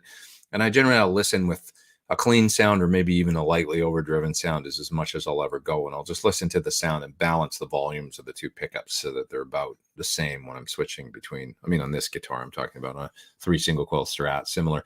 On a Strat, it's a little different, because no matter what, you've got to back the middle and the neck pickup down a little bit, or you get the Stratitis, where you notice on the tuner is going like this, because if the pickup's too high, the magnet's pulling. So you got to kind of back the neck and the middle down, I find. And also the middle pull pieces on the pick drive me crazy, you know. So like a lot of players, I back the middle down, you know. Yeah, amp drive rules above all, says John. I agree. I mean, that's what a lot of people say to me, you know, what it's like, what's your drive? What do you, it's like, man, there's nothing like a cranked up. It's a Plexi for me, 68 spec, that kind of lowish filtering, the whole thing. It's just, it's like playing a great acoustic guitar to me. It's just, that's the sound. There it is. That's my sound. I love that sound. I've always loved that sound. There's other sounds I like too, like a great AC30 is a cool thing too with the right guitar, usually with single coils. Similar, then it makes you want to play more like Tom Petty or something, or that style of, but yeah, it's good stuff. Do you put your MXR95 before or after drives? I run a phaser in front, actually, because that's how I did it. So generally speaking, it's in my pedal chain. I have a compressor in loop 1. Loop 2 is a fuzz muff. Loop 3 is my Mobius for modulation, and I put it there because it's got Univibe in it as well as wah sounds and stuff like that. So sometimes I like those. Those are better earlier in the chain. And it's got a great, I've got a Mobius preset that nails the EVH flanger, like so good. So it's good there too, because he used the flanger early on. So if I want to get that sound, I can do that. So I use the Mobius for all kinds of stuff, but it seems good in loop 3. Loop 4 then is my phase 90. And then at loop 5 start all my drives. So that's how my pedal switcher is laid out. Loop 8 is a Echoplex, and loop 9 is a reverb. Mountain says, do you use the low and high cuts in your Helix? Never. I don't generally do that. I just get an IR I like, and then if I want to do more EQ, I'll do it in the DAW. I guess for playing live, you could do it though. It might be cool. But I generally find that a good IR is already got, it's dialed in kind of the way I want to hear it. I don't know. I know some people do that to warm up the sound or whatever, but rather than do that, like rather than start cutting the top end all the way down to 6K or something, I'll probably find a different IR that just sounds darker overall. Yeah, or doesn't sound boomy, on the low end. Is there anything the 510 bridge does that you missed on the new Wilkinson? Ease of stringing, I guess, because that's the only thing. So you got to go through the extra step, Yeah, ease of stringing would be the one thing. I like the tone better on the Wilkinson, I think. A 6-screw 510 can be a cool thing, though. Like I say, like this Wilkinson that, it's the right thing. It can be cool, that's a 6-screw vintage style, But I like this new bridge a lot, Yeah. So are we all selling our pedals, Jeff? Pedals are great. Oh, God, I gotta love pedals too. But it's like pedals are great, and I still love a Klon. I was experimenting with this because Richard was talking about it, the old Eternity, and he was saying that this is kind of a range master thing. The glass control is basically a treble booster. And I was like, oh, maybe that's what I liked about it. And this sounds great too, So for boosting a Plexi, it's still nice to have a nice drive just for a little push over the top, And if you're not Eddie Van Halen, you don't have the strongest hands and the craziest, if your chops aren't always up to, sometimes like a little help from, one of these things is what we all like, right? So there's that. Yeah, don't sell your pedals. Sell most of them. Keep the good ones. York Audio IR sound great. No EQ needed. G-Man says, I'm a big fan of Justin and what he does, and I agree. He tunes stuff in good. I'm a really big fan of his impulse responses. To be honest, really terrific. He does a great job. Oh, with that, it's 2:12. I guess I should go. I love doing this so much that I could just talk about frigging guitar all day. I don't know. I don't feel like going really, but I kind of want to go play. I want to go get some lunch and then come back and jam. And then I need to get to work planning out some videos for the week and stuff. So I guess I should split. But you guys, you're amazing. Next week, let's talk about next week just before I go. Tracy Guns. Once again, going to go to Tracy's place, and it's going to be a little later next week. So I'll put up over the next couple of days, I'll put up a live watch page or whatever for it so that it reminds you. But yeah, I won't be here at 11:30 next week. I'm going to run over to his place around 12:30, and then we're probably going to start around 2 or maybe even a little earlier, 1:45, whenever we get ready. And it'll be an afternoon thing next week. And he's got a room full of amps and guitars and cabs and stuff. We're just going to geek out on his stuff. He's got Marshalls and, all kinds of stuff over there. So it'll be a simple down and dirty setup, but it should be fun. you know, so come back and hang next week with me and my friend Tracy Gunson. That should be pretty cool. And beyond that, I'll see you guys for some more videos this week. Should be putting out 2 or 3 before then. So everybody have a great week. Robert, thank you. Super chat you just did. A couple weeks ago, you mentioned Richard Graham. You mean Rick Graham? Did you study with him? Rick Graham, I bought a couple of his courses and, you know, and became kind of enamored with the guy's flawless, crazy technique and stuff. And he makes great lessons that you can buy off his website. They're mostly, I think, around $25, something like that. And he's an amazing player. He's a really, really nice guy too. And you know, he's a cool dude. To support him, you know, go over there and his social medias and, you know, get his stuff because he's really good. And my buddy Paul David stopped by too. It was so cool to see him here. You know, if you need some inspiration and some new stuff to work on, like I said, I watched a whole video that he did on his acoustic guitar course. It was kind of a teaser almost for what he teaches in his acoustic guitar lesson, I think. But he's got a new kind of sort of like, I don't know what it's called, but if you go to Paul David's website or his YouTube, you'll find it, I'm sure. But it's about expanding your vocabulary in acoustic, I think. And I wanted to take the course after watching the video. You know, it was something I saw this week and I really thought it was cool. So I could give him a shout out. And Benson, I hope Rick Graham's health is doing better. I didn't know if he was having any issues. I'm not aware of that, but he's a wonderful guy. So yeah, maybe it would be a good time actually to go support him. If he's having any kind of, I haven't heard about that, but man, health issues. We don't have anything if we don't have our health. So everybody out there, say, well, what am I trying to say?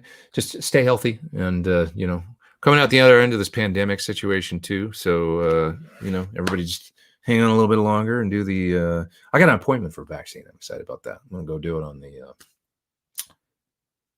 15th, because I figured that was like, okay, that's the day I'm actually eligible in California for my age. So I thought, all right, I'll make an appointment for that day. I'm not going to jump the line or anything. So I'm going to do it on that day. No fear. And let's head into the future. Okay, everybody, have a great week, and I'll see you next week from Tracy's place. Bye.